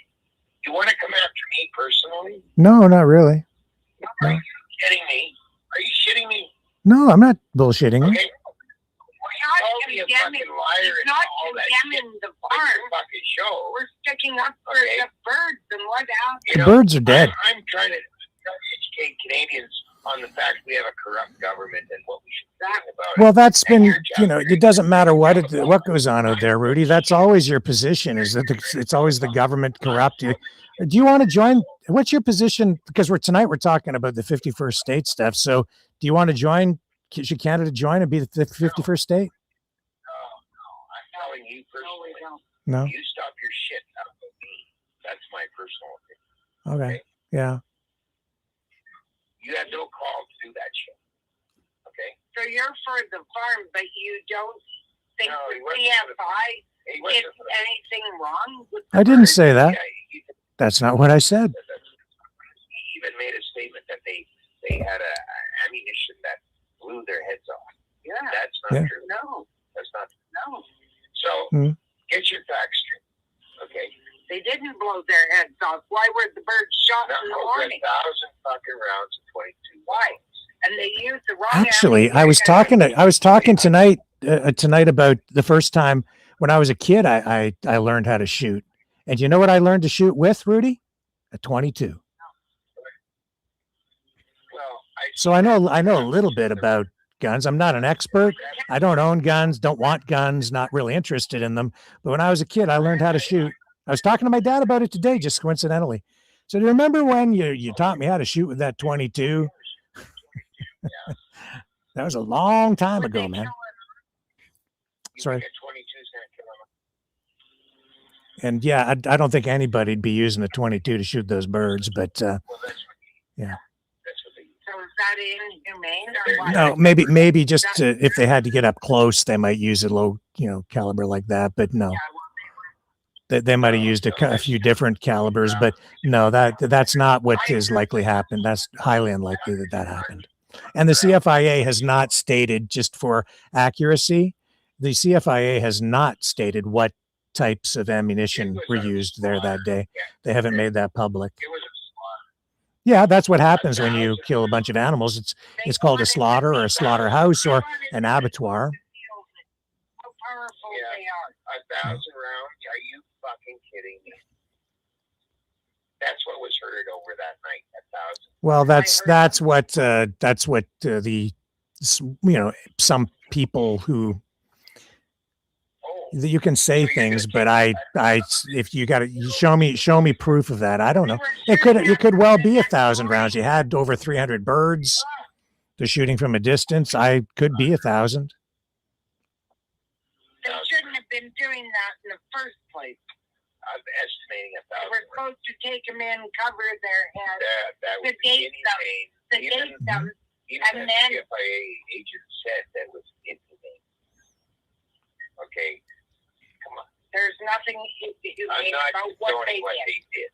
I'm not going to condone what the farm did to me personally. Okay, there's a lot of shit going on here. Okay, so I reported it and I said it, and there it is. Okay, I'm not lying. Okay, and you on your show said this bullshit that I'm supposed to be a liar and I'm this and I'm that. Okay, are you kidding me? Okay, I've been doing this 10 years, Rick. Okay, and you want to call me a liar? You want to say that the farm paid me to be there? That's bullshit. Okay? Well, you can, and you can dispute that or deny it, and if that's what your response is, that's what your response is. So I'll just let that stand. That's it. You say you didn't get paid, so I'll just let it stand. Exactly, I didn't get paid. Okay, you want to call me a psyop to the farm? You want to add to the bullshit? I'm not adding to any bullshit. Okay, my truth is the truth. Okay, and if you can't accept that, then your show has got a problem. Okay, plain and simple. All right, because I'm not going to stand for bullshit. I never do and never will. Okay. Period. You're still out there, eh? In BC. My what? You're still out there, but off the farm, but not too far from the farm out and around Edgewood. I guess you're still there. Now I'm in Vernon. Yeah. Yeah. Still in British Columbia. Are you okay? Yeah. Everything all right? I'm fine. Good. I'm good. Yeah. You feeling okay after your operation? Yeah. Well, I still got a little bit of a problem here and there, but I'm going to look after it. Good. I'm still alive. Good. Yeah. Yeah, you're lucky. I send all my love to Rudy. Ian Dragon says he sends all his love to you. Perfect. He's on the program with me right now. Just be nice to one another. I'm just saying, Rick, stop. Come on. That's all. Come on. Okay. You seem like a nice person. So Well, I try to be. Well, I speak truth. I don't speak bullshit. So let's get on the right track and let's get on that. Okay. Well, let's talk about Bill S-206 on another program, like you wanted to before. Okay. Cool. We can do that. Okay. I'll give it some thought. I'll give it a call. Love in your heart. All right, man. Okay. Okay. We just from me on behalf of all the Mavericks, we love you. Good. That's nice. Stay safe. Yeah, it's nice. Glad you're on the mend. And we'll do this again in a more positive way. Maybe we'll do the S-206 issue and have a discussion. Okay. Okay. All right, my man. Good night, Rudy. Okay. All right. And whoever that is with you, love you too. I don't know who that is in the background. What's that? Night. Night. Love in your heart. Yeah. Okay. All right. You're Mavericks too. Talk to you guys later. Okay. See you. Bye. Okay. Happy ending. Happy ending. Oh my. Oh my. What a program. Oh yeah, I know. It comes with the weird guy from Montreal every time I comes around. weird stuff happens on Maverick. Yeah. I'm sorry, guys. That's right. I'm sorry, guys. See, well, you're just like me. I kind of attract entertaining content. So we attract misfit of all kind because we have a good heart and we listen to everyone and we try to agree or disagree. Yes, sir. That's right. So tonight, to take us out, we got some AI feedback on this, but I think, you got a good handle now, folks, on what the experts and AI are saying about the U.S. maybe invading Canada. It seems to be, at least to some degree, a possible threat. But if it were to happen, like so many, anytime there's, any kind of a war, right? It never goes as smoothly as we are told it will go. There's always complications. Oh, it'll be over in a few days or maybe even a few hours. And the unintended consequences result in these things dragging on in one way or another for a long time. And even down in Venezuela, you mark my words, over time, there will be resistance within Venezuela as those U.S. oil companies go down in there because of the way Trump has conducted the U.S. affairs there. People are going to push back if those U.S. companies go in and start setting up shop. Some people are not going to like it. And there will be, I'm sorry to say, bad things are going to happen. And you see similar things here. Like I did not expect that result, but you can see it if that comes to pass here with any kind of U.S. military intervention. Mm-hmm. No, and I will be honest with you. I would probably be not suspecting any economic sanction or whatnot. That would be probably the better way. Like the AI actually said, it's probably more likely to be like an economic war kind of thing that is going to happen. So basically make you bend the knee by, well, shutting your economy in certain ways. So yeah, so many wars have been started by having foreign governments support separatist movements. Mm-hmm. Many, many wars. And when I see U.S. influence coming to bear on the separatist movements in Canada, I get very, very worried because I see how easily it can get out of control. And I love all you guys out in Alberta too, and I don't want anybody getting hurt. And I also think that Canadians of all stripes should be the ones who decide our destiny, and that we should be doing that free of any foreign interference, whether it's from China, Russia, or the United States. So that's where I stand on it, and just pray for peace. That's all I can say. What do you want to end the program on tonight, Dragon? I've got, you get to choose the extra song tonight. You can have Let the Sunshine In as a message to Rudy of love, or you can have Trump Traders, since we're talking about some people who would like to break the country up and join the United States and are pro-Trumpers, or we could have Donnie Destructo. So much good choice, but I'll go with Donnie Destructo. You got it, my friend. Here we go, ladies and gentlemen. Donnie Destructo. See you all back here tomorrow night, 7 p.m. Eastern. On the flip side. Ooh. Oh, the hard drive has to catch up. Hang on, we're going to get there. There we go.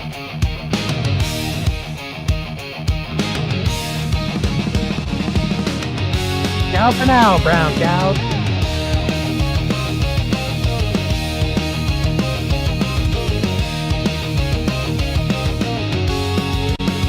He's got nuclear subs. He's got nuclear planes. He's Donnie Destructo. He's gone insane. Rattling sabers. Barking out loud. He wants to end it all in a mushroom cloud.